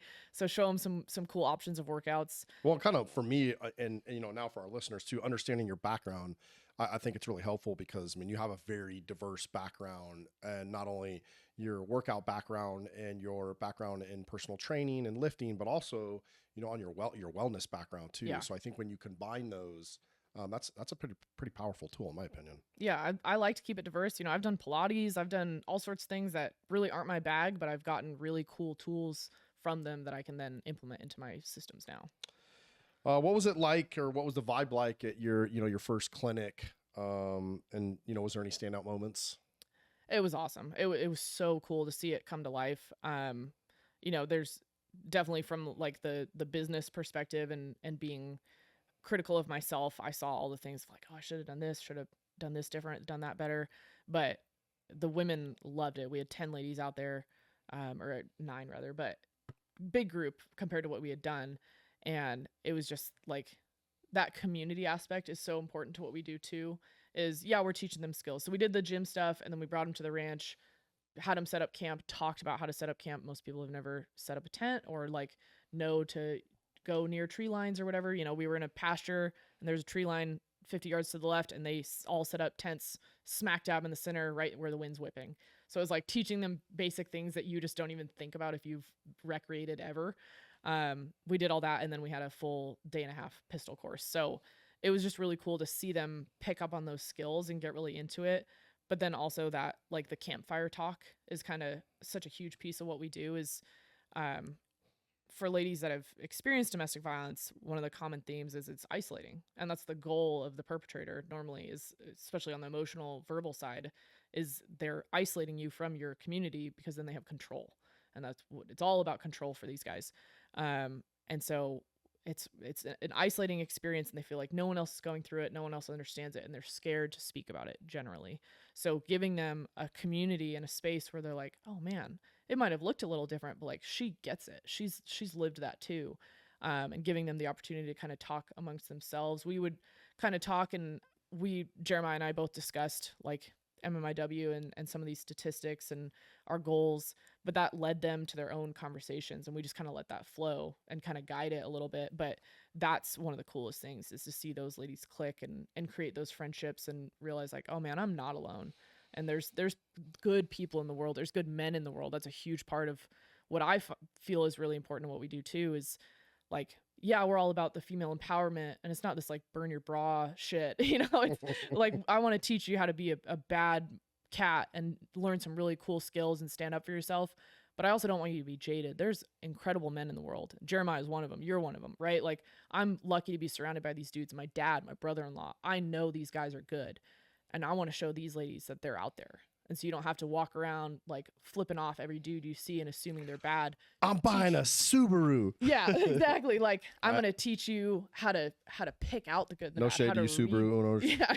Sorry. If you wear Keens, you know, but, Yeah. but like teach you how to read those things and help make those decisions down the road. That's a huge part of it too. But that was the coolest thing, is just seeing that camaraderie and that community build. That's so powerful, man. It's so cool to hear, you know, there's folks like you and Jeremiah out there doing this, like making an impact. You know, so often, you know, we hear like, oh, I can't do anything to change the world. And it's like, well, yeah, you might not be able to change the whole freaking world, but you could definitely impact your community. Yeah. You can impact, you know, these ladies. And I think that creates a ripple in the pond. I mean, when you take a woman who's been, you know, assaulted or been through violence, whatever, who, you know, is completely jaded, and you're able to rehab them almost and bring them back down to, you know, to normal, give them some self-confidence. They make better human beings, and then they can help other people.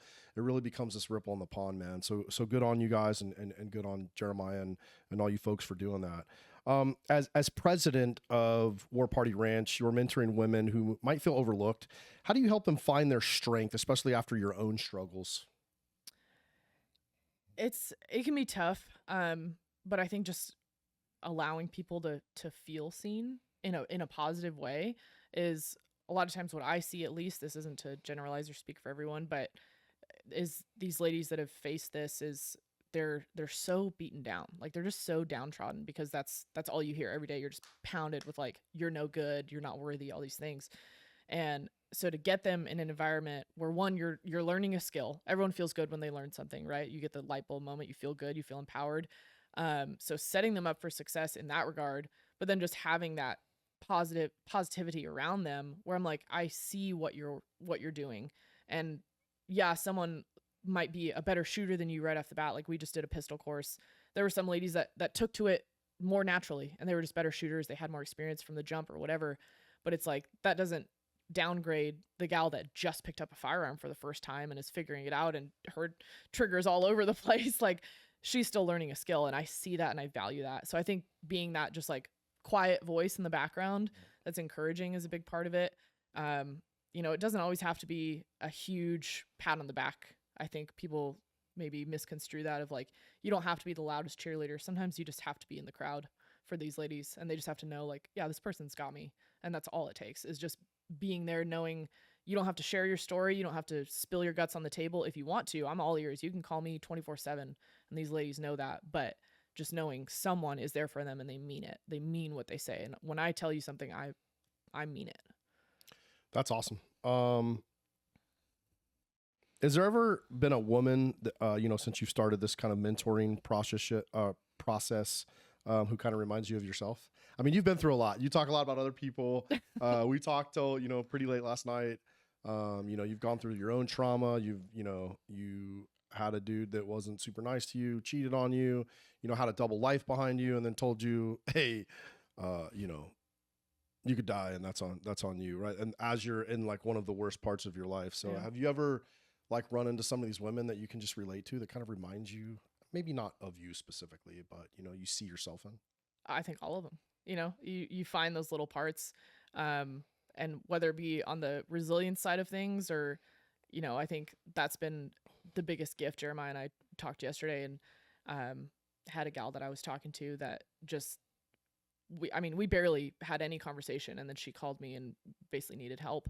And I was like, that's the gift for me, is that they saw enough of me and them, or I see enough of them and me, that they feel comfortable to share, knowing that I didn't push that conversation. I didn't lead them to it. I was just there to assist and try to be a good person in their life.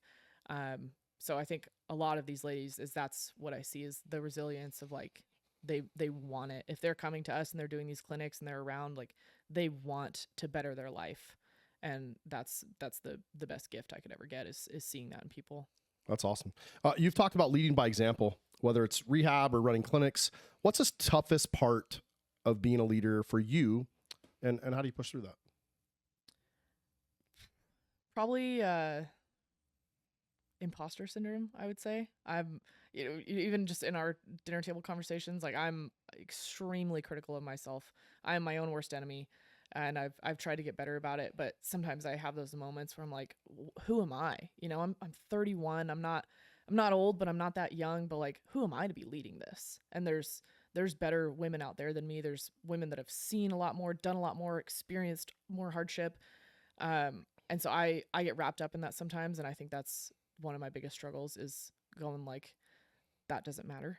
Is I'm doing this because I'm supposed to be doing it, and I was put here for a reason. Jeremiah trusted me to be here for a reason. And having that confidence in myself, the confidence I try to give everyone else, is I have to give it to myself sometimes. But trying to push through that and know that I'm doing the right thing, and I might not do it perfectly. I might mess up. Everyone does. I'm learning as I go here too, but at least I'm trying. Any advice you'd give your younger self about stepping up? Probably, allow yourself to be seen. That's the risk, is to be seen in the world, right? No one wants to be the loud voice and to be an activist. You have to be the screaming voice. And that's been really hard for me, is I'm a very quiet person, despite how much I've talked about myself here. I'm a very quiet human being normally. Like, I'll joke with my buddies and stuff, but I enjoy silence. I enjoy solitude, and I'm not one to toot my own horn. So to step into a role where I have to be seen, and I have to be on social media, I have to be the voice that's, walking around with a red handprint on my face in public. It's scary. It's hard. But that's the price you pay. The saying, like, if you want to lead the orchestra, you have to turn your back to the crowd. And that's the place I'm at, and what I have to remind myself of, like, that is the cost for what I want to do and the change I want to affect in the world. And it can be tough, but the payout's worth it. Yeah, it reminds me of a scene in the movie Troy. And I think Troy had slept in, or I'm sorry, Achilles, like the main hero, had slept in, and there was a big battle. They were on the battlefield, and I think King Agamemnon sends this runner back to get Achilles, and he's sleeping drunk, and he wakes him up. Hey, they want you to fight this giant on the battlefield, and you have to get up. So he gets up, he's hungover, he's grabbing his gears, getting on his horse, and the kid asks him, hey, why are you doing this? You don't have to do this. Why do you do this? He's, I could never do this. And Achilles tells that boy, that's why nobody will remember your name. Yeah. And so it's there is a way that we can leave an impact on this world. And I know you're not doing it for fame or fortune, but there is this thing to be able to get over that, to be able to get out and move in the world. I know I told you a little bit of my story and my background, and even starting a podcast for me, was nerve wracking. I've lived my life in the shadows, but I'm glad there's people like you that have the guts to come out to, be uncomfortable a little bit so that you can get out and make a change, and the world's better because of people like you. So thank you for having the guts. Yeah. Did breaking your back change how you lead? I would say it probably made me a little more empathetic. I don't think I lacked that a ton, but much more so now, where, especially with, alongside that back injury, like, it was one of my many concussions. I've had a lot of brain issues since then. So it's made me more empathetic to those issues that you can't always see. Is, I have some residual effects from that, and you look at me and everyone's like, oh, you work out, you're fit. Like, I do CrossFit, I've started jujitsu, I'm doing all these things. I ride horses, ride dirt bikes, but I still have some issues that absolutely put me in the dirt.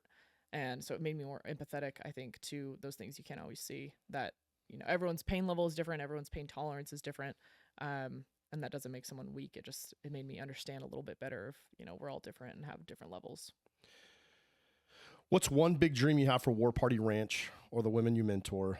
Something that keeps you up at night? There's so many. My dream is just to see this continue to expand, and to truly, big picture goal would be to truly change the statistics of violence against Native women. I have them written down because I do want to go over them, just because they're staggering, and I think people you don't hear them. You're not going to hear this in the news. People don't want to talk about rape because it's really uncomfortable. And the minute you say that, your video is censored online. I see it all the time. Anything I post, if I say rape or murder, boom, my views are down. I don't get likes. I don't get anything, because people don't want to talk about it. So my goal, my hope, is that we can change that and talk about the uncomfortable stuff, because that's a reality. If you're a Native woman, you or everyone has been abused and faced violence in some form. And so I want to be a part of that change where we start changing those statistics and eliminate that, creating stronger women and better men. Because if 4 out of 5 women, Native women, are facing violence, that means 4 out of 5 men are violent. Hey, do you want to try to read some of those statistics? I mean, why not? Yeah. So just kind of general information. There's 326 recognized reservations in the U.S. So that's a lot. Most people don't realize it's that big of a number. The biggest one is Navajo Nation. That's 16 million acres. The second to that is Chickasha, Choctaw, and Cherokee Nation, Oklahoma. So it's close by. 1.3% of the population is Native. So about 2.5 million Natives that are recognized as having a CDIB, like a tribal identification, not just, on a census, you can say, I identify as Native. This is like, you're truly one. Sorry, Senator Warren. Yeah.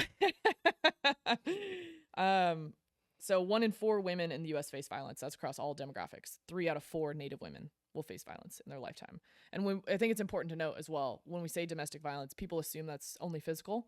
This is a big umbrella of terms. So domestic violence encapsulates physical violence, emotional, verbal, mental abuse, financial coercion, sexual abuse. All those things are domestic violence. And it's important because I always want to note that women downplay it a lot of like, well, my boyfriend's not beating me, so it's not that bad. It's, he only says mean things to me.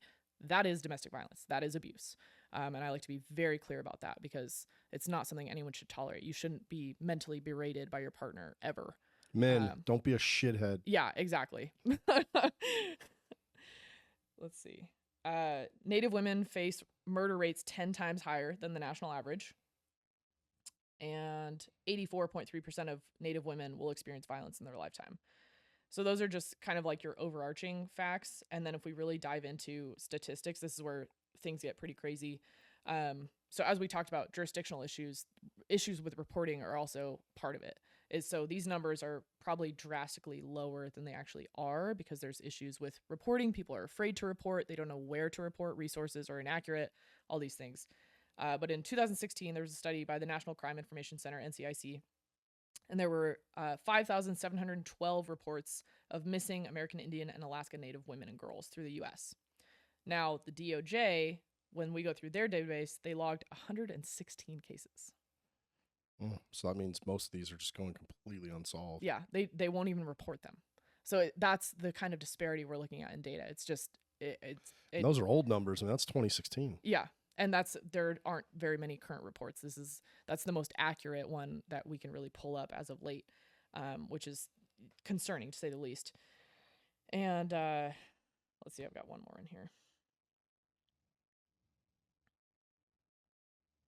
So another one, BIA versus NCIC.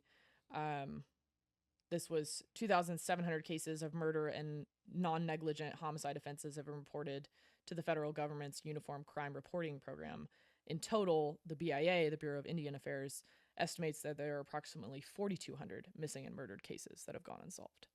So you're looking, double the numbers of a tribal jurisdiction versus the U.S. government. That's crazy. Sickening. Yeah, it's insane.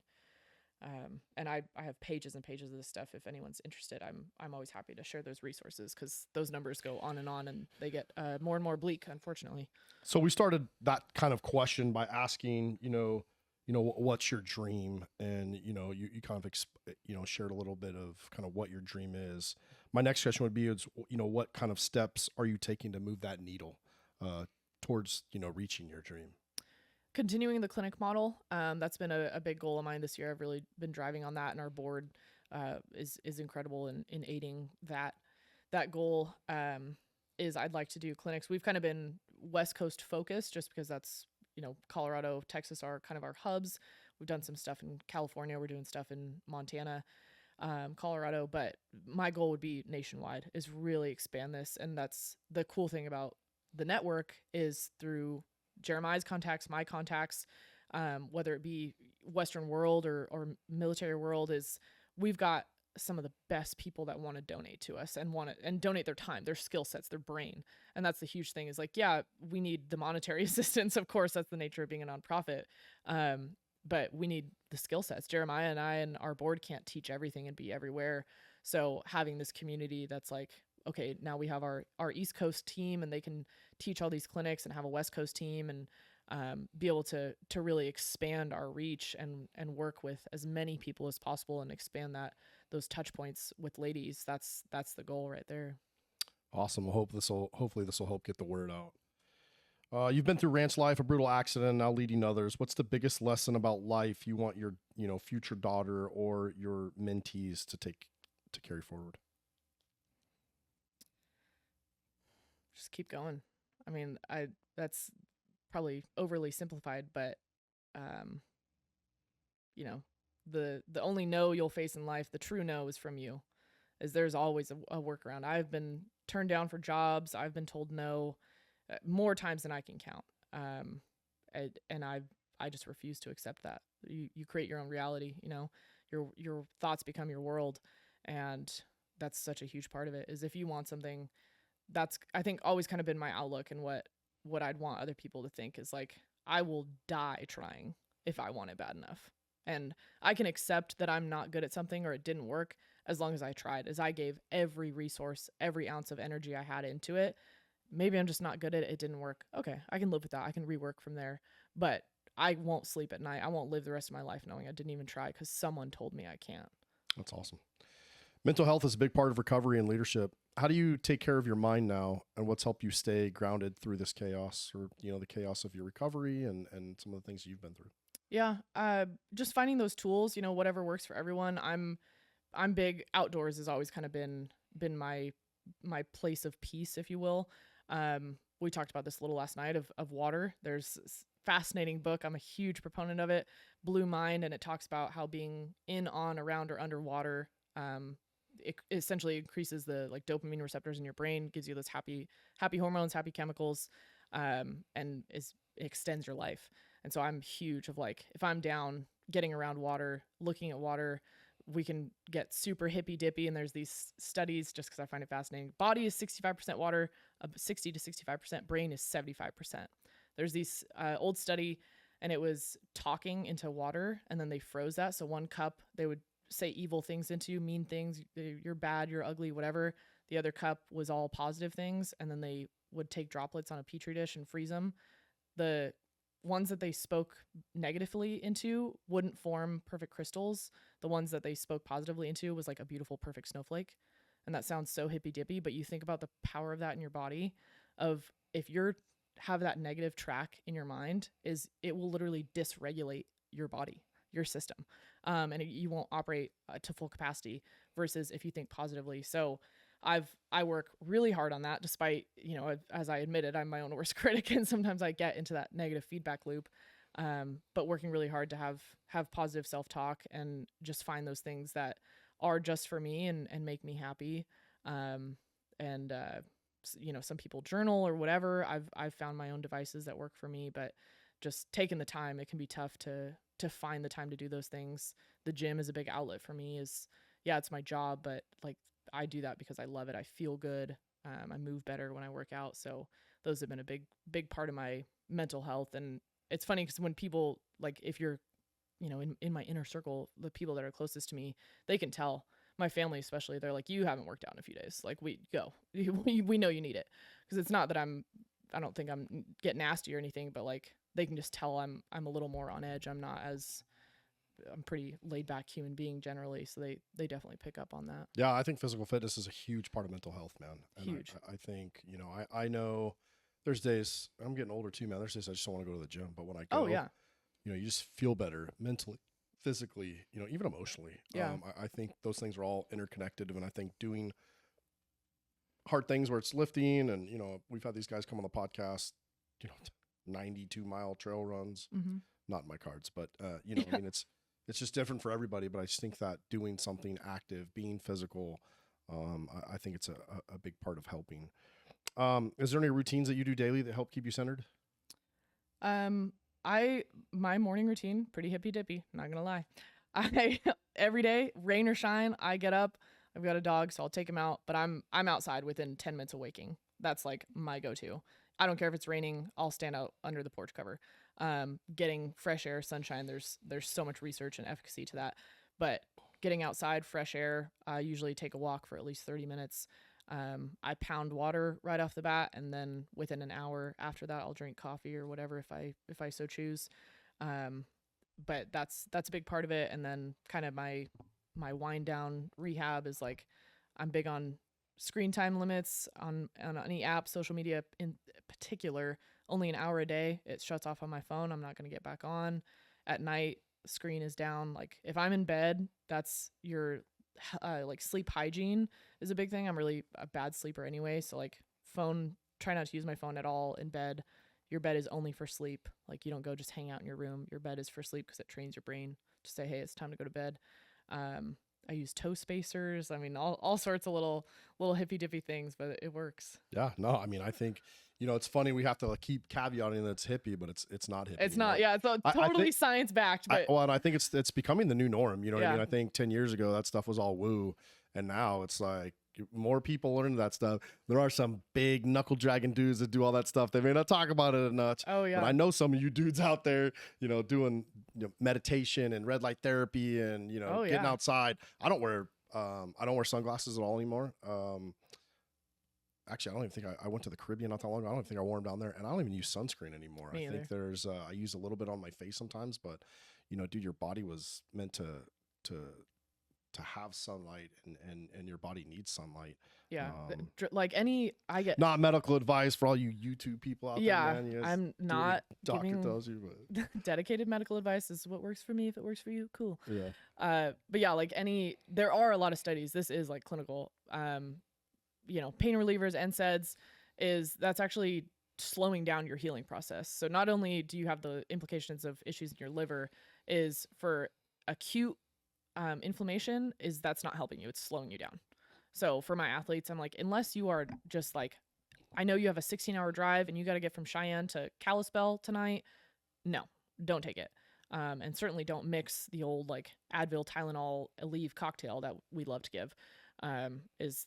There's so much like you can do for your body that's non-traditional, not a medical or a drug intervention that's going to give you more relief. Even just a cold tank. There's tons of research on. Oh yeah. Spending 2-3 minutes can just really help numb back pain and all those things, and really help reduce inflammation and all that kind of stuff. Yeah.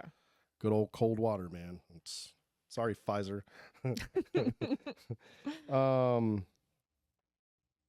Just kind of going back to the rodeo. If the rodeo could have its own wellness clinic, what would that look like in your eyes? That's something we talked about last night. Yeah, this has been a big goal of mine. I almost made it happen last year, and life got in the way. Things didn't work out, but one of my big goals is to have a wellness recovery center it's for anyone, but really catered to rodeo. And I think it'd be a hub to have a lot of those things we've talked about, of have a manual therapist, someone like me, have an area for stretching and bands, have a Pilates reformer. I'm a huge proponent of that. It was designed and created for rehab for dancers. It applies to almost every sport discipline. Have cold plunges, infrared, sauna, all those things under one roof so that they can just bounce from treatment to treatment, spend 2-3 hours, and have some staff and practitioners that understand the demands of their sport. I've used, on other podcasts, and I work for another nonprofit called Western Sports Foundation that we provide free resources to rodeo athletes. That's a thing I talk about a lot. I'm their injury prevention specialist, and that's what we say. My example is like how I treat the hamstring strain of a rodeo athlete is different than the hamstring strain of a running back, or let alone a tear. Like that guy tears his ACL, he's in surgery, boom, that whole team is covered, he's in surgery, he's on a full rehab schedule, and that's all handled for him, basically.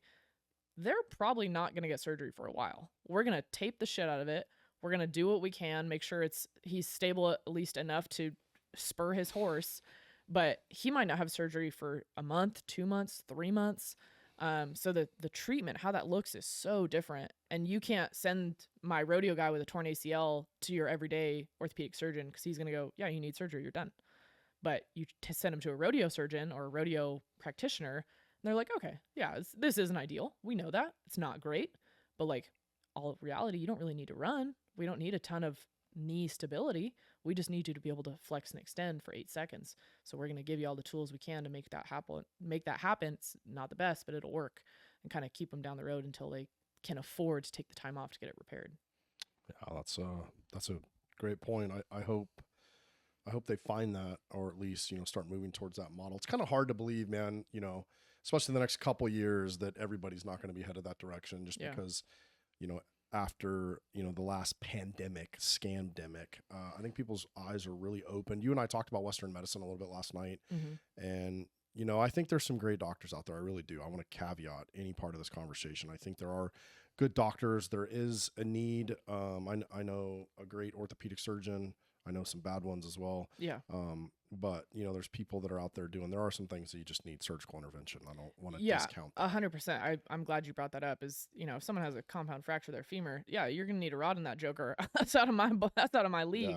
Yeah. And it's not to say I'm the best by any means, but there's so many interventions outside this very traditional old school surgical process. Well, and I'll use myself as an example. I mean, I had somebody I thought was a friend of mine, who was an orthopedic surgeon, and I had a partial pec tear from working out in the gym.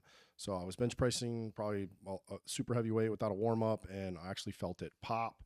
It was super painful. I could feel the knot, and I had been training with a trigger point physical therapist for a while before this injury. So I went after that. I did some trigger point relief, and it was pretty painful, but I went and saw a orthopedic surgeon, got an MRI. I mean, of course, he told me, hey, you have a partial pec tear. You're going to need this surgery. We're going to do this super simple surgery. You're going to have a 6-month recovery. Yeah, super simple. Yeah. And you're like, oh, okay. And then, but, having my own history, just personal medical history, I went and saw this physical therapist and said, hey man, this doctor wants to do a surgery on me. And he's like, you'd be a fool. Yeah. Do what I taught you. Which was some manual and trigger point relief stuff using some tools. And I did that. And I rehabbed my chest probably in like 5-6 days. Yeah. So I went back to this doctor who, mind you, was at the time was a friend of mine, refused to clear me to go back to work and said I was a danger to people around me. And I was like, what? I'm good. I had to go see another doctor and finally got cleared to go back to work. And it just, then you find out later that he was going to make a ton of money off that surgery. And you're just like, good God, how often do these conversations play out every day? Will people get these things that they don't necessarily need, but some doctor, has got to pay his Porsche bill or, you know, and so that's the part of the conversation. And so I just, I just think in Western medicine, we've overly relied probably too much on, again, medication and surgeries when the body is super adept at healing itself. I mean, you're a perfect example. You broke your back in 4 places and your neck. And how many surgeries did you have? 0. And I'm stronger now. Like what I love to tell people, this isn't a humble brag moment, but I'm way stronger now than I was before because I basically retrained all my movement patterns. So any bad habits I had to work through and get rid of because I started at an air squat versus squatting 200 plus. Like I haven't PR'd in quite a while. My deadlift went up. I'm 320 PR on deadlift, double hand conventional. My back squat's like 250. I'm clean and jerk 185. Like I'm stronger. My body composition is better because I took the time and I went through a catastrophic injury, but I'm better off than I ever was. So it's possible. And I'm a lucky case. I know I got super lucky in an unlucky circumstance. But that's 100% possible. That's not out of the realm. I don't know that breaking your spine in 5 places is lucky. Well, I mean, I was, teetering being a quad, so I'm pretty lucky. Yeah. Let's talk to me a little bit about a diet. That's something you and I talked a little bit about last night, but it's like, you go to a Western doctor and you could have all these issues and nobody's asking you, hey, what did you eat? Yeah. You know what I mean? It's like, hey, here's these pills and let's do a surgery. It's like, well, wait a minute. What if something that we're eating is contributing to the inflammatory process, et cetera, et cetera? Can you talk to me a little bit about dieting? Yeah, I think it's this untapped tool, superpower even, is food is so powerful. So I'm big, especially for clients. I don't do a lot of super specific meal plans because I want people to figure it out for themselves. I'm happy to help you with macros. Most people wildly undereat, especially women. We don't eat nearly enough food in general, let alone protein. But my big rule is you can eat anything you want, but you have to make everything you eat.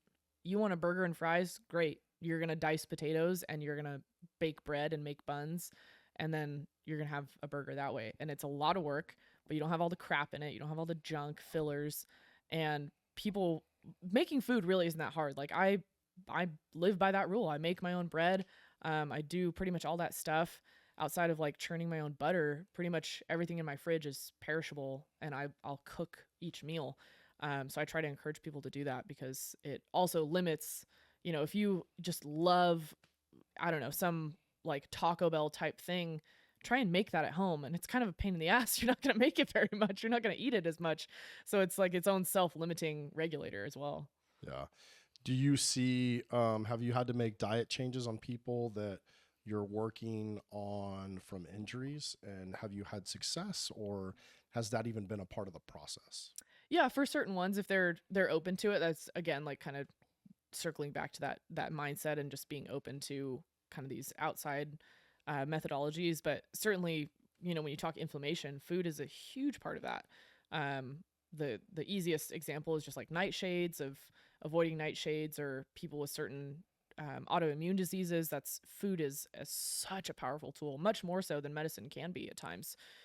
So really diving into the science of that, and even like Ayurvedic medicine is, that kind of gets out there in woo, but super important.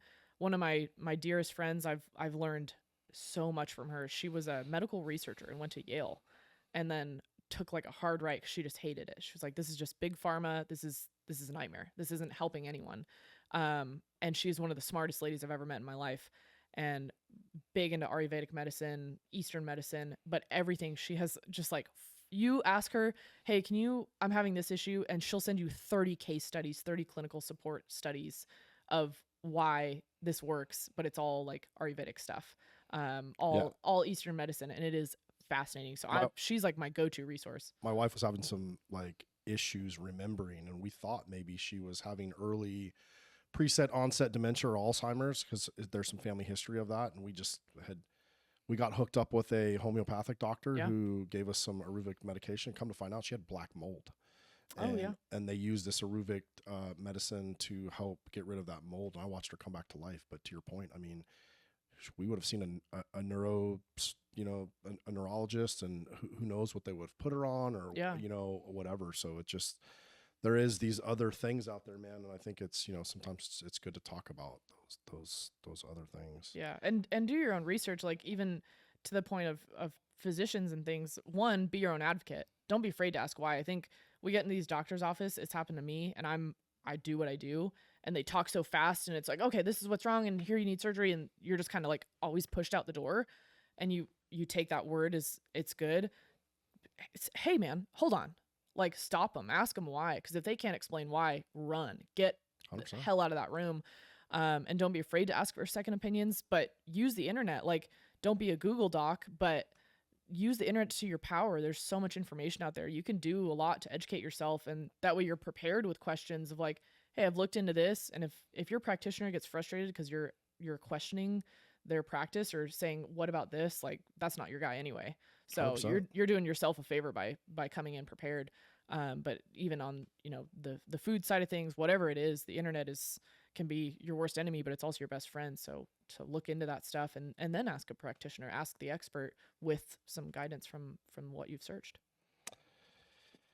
Yeah, all great points, man. What a great conversation that we've had. I just want to, thank you for coming on the show, being super real, open, and honest with us. And I know your story is going to hit pretty hard out there with a lot of people. There's a lot of people going through various things in life, whether it's a physical thing, whether it's somebody out there struggling with domestic violence and maybe doesn't really know what their next step or what they need to do. I know that this is going to open that conversation.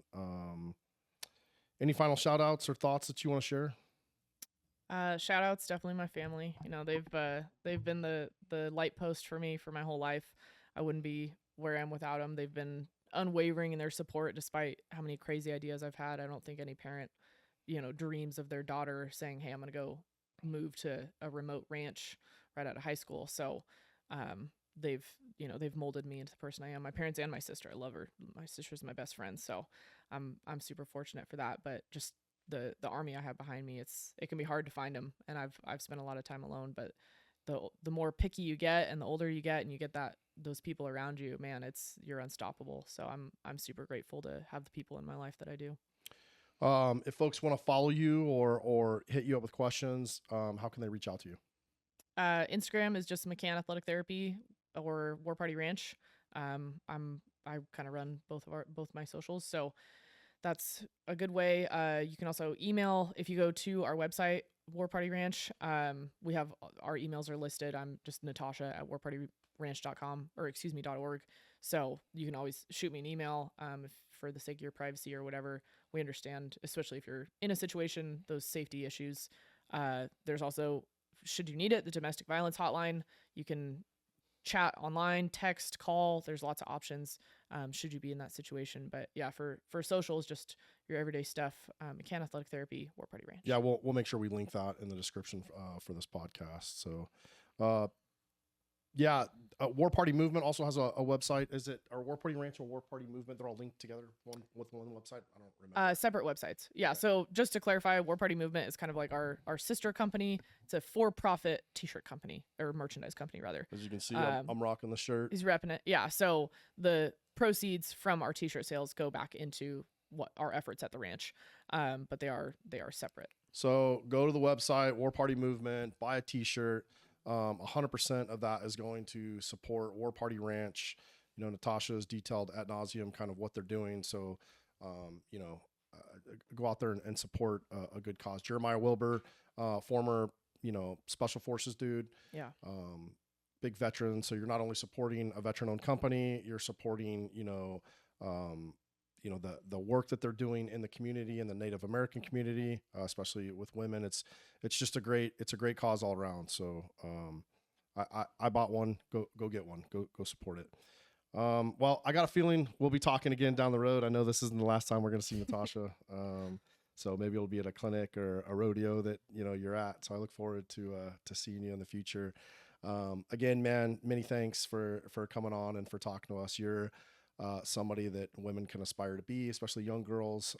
And you're doing some phenomenal work, and you're a tough chick. I mean, your backstory alone is going to give a lot of people encouragement. There's a lot of people that got messed up backs and use that as a crutch to not do anything in life. And I mean, I think you're a living example of hey man, go do some research, go find somebody like yourself. You know what I mean? You didn't have a you back then, but now people like you exist. So, if you screwed your back up, go see Natasha. You can, you can find her on social media, and I'm sure she'd love to help you out. Yeah. Movement's your medicine. I think I wanted to say that's like my big piece I want everyone to take away is movement is medicine. The longer you sit in bed, and if your legs broke, you can work out your arms. If your arms are broke, you can work out your legs. There's always something you can be doing, no matter how small. Micro movements, you look at post-surgical interventions, all those things. So don't think just because you have a catastrophic injury, that's it. Is movement is your key. Yeah, awesome. So everybody out there, man, as I close every podcast, thanks for the support. We just continue to get into more places, and our YouTube channel is growing exponentially. So if you're watching this on YouTube, subscribe to the channel. If you're on iTunes or Spotify or wherever you get your podcasts, we'd super appreciate it if you follow us. Leave us a comment or a message. If this episode helps you, just send it to a couple people, man. And that's how we grow this movement and this tribe, man. So thanks to everyone for sticking around with us and for listening to another awesome episode. Everybody stay safe out there. And if you can't be safe, be violent out here.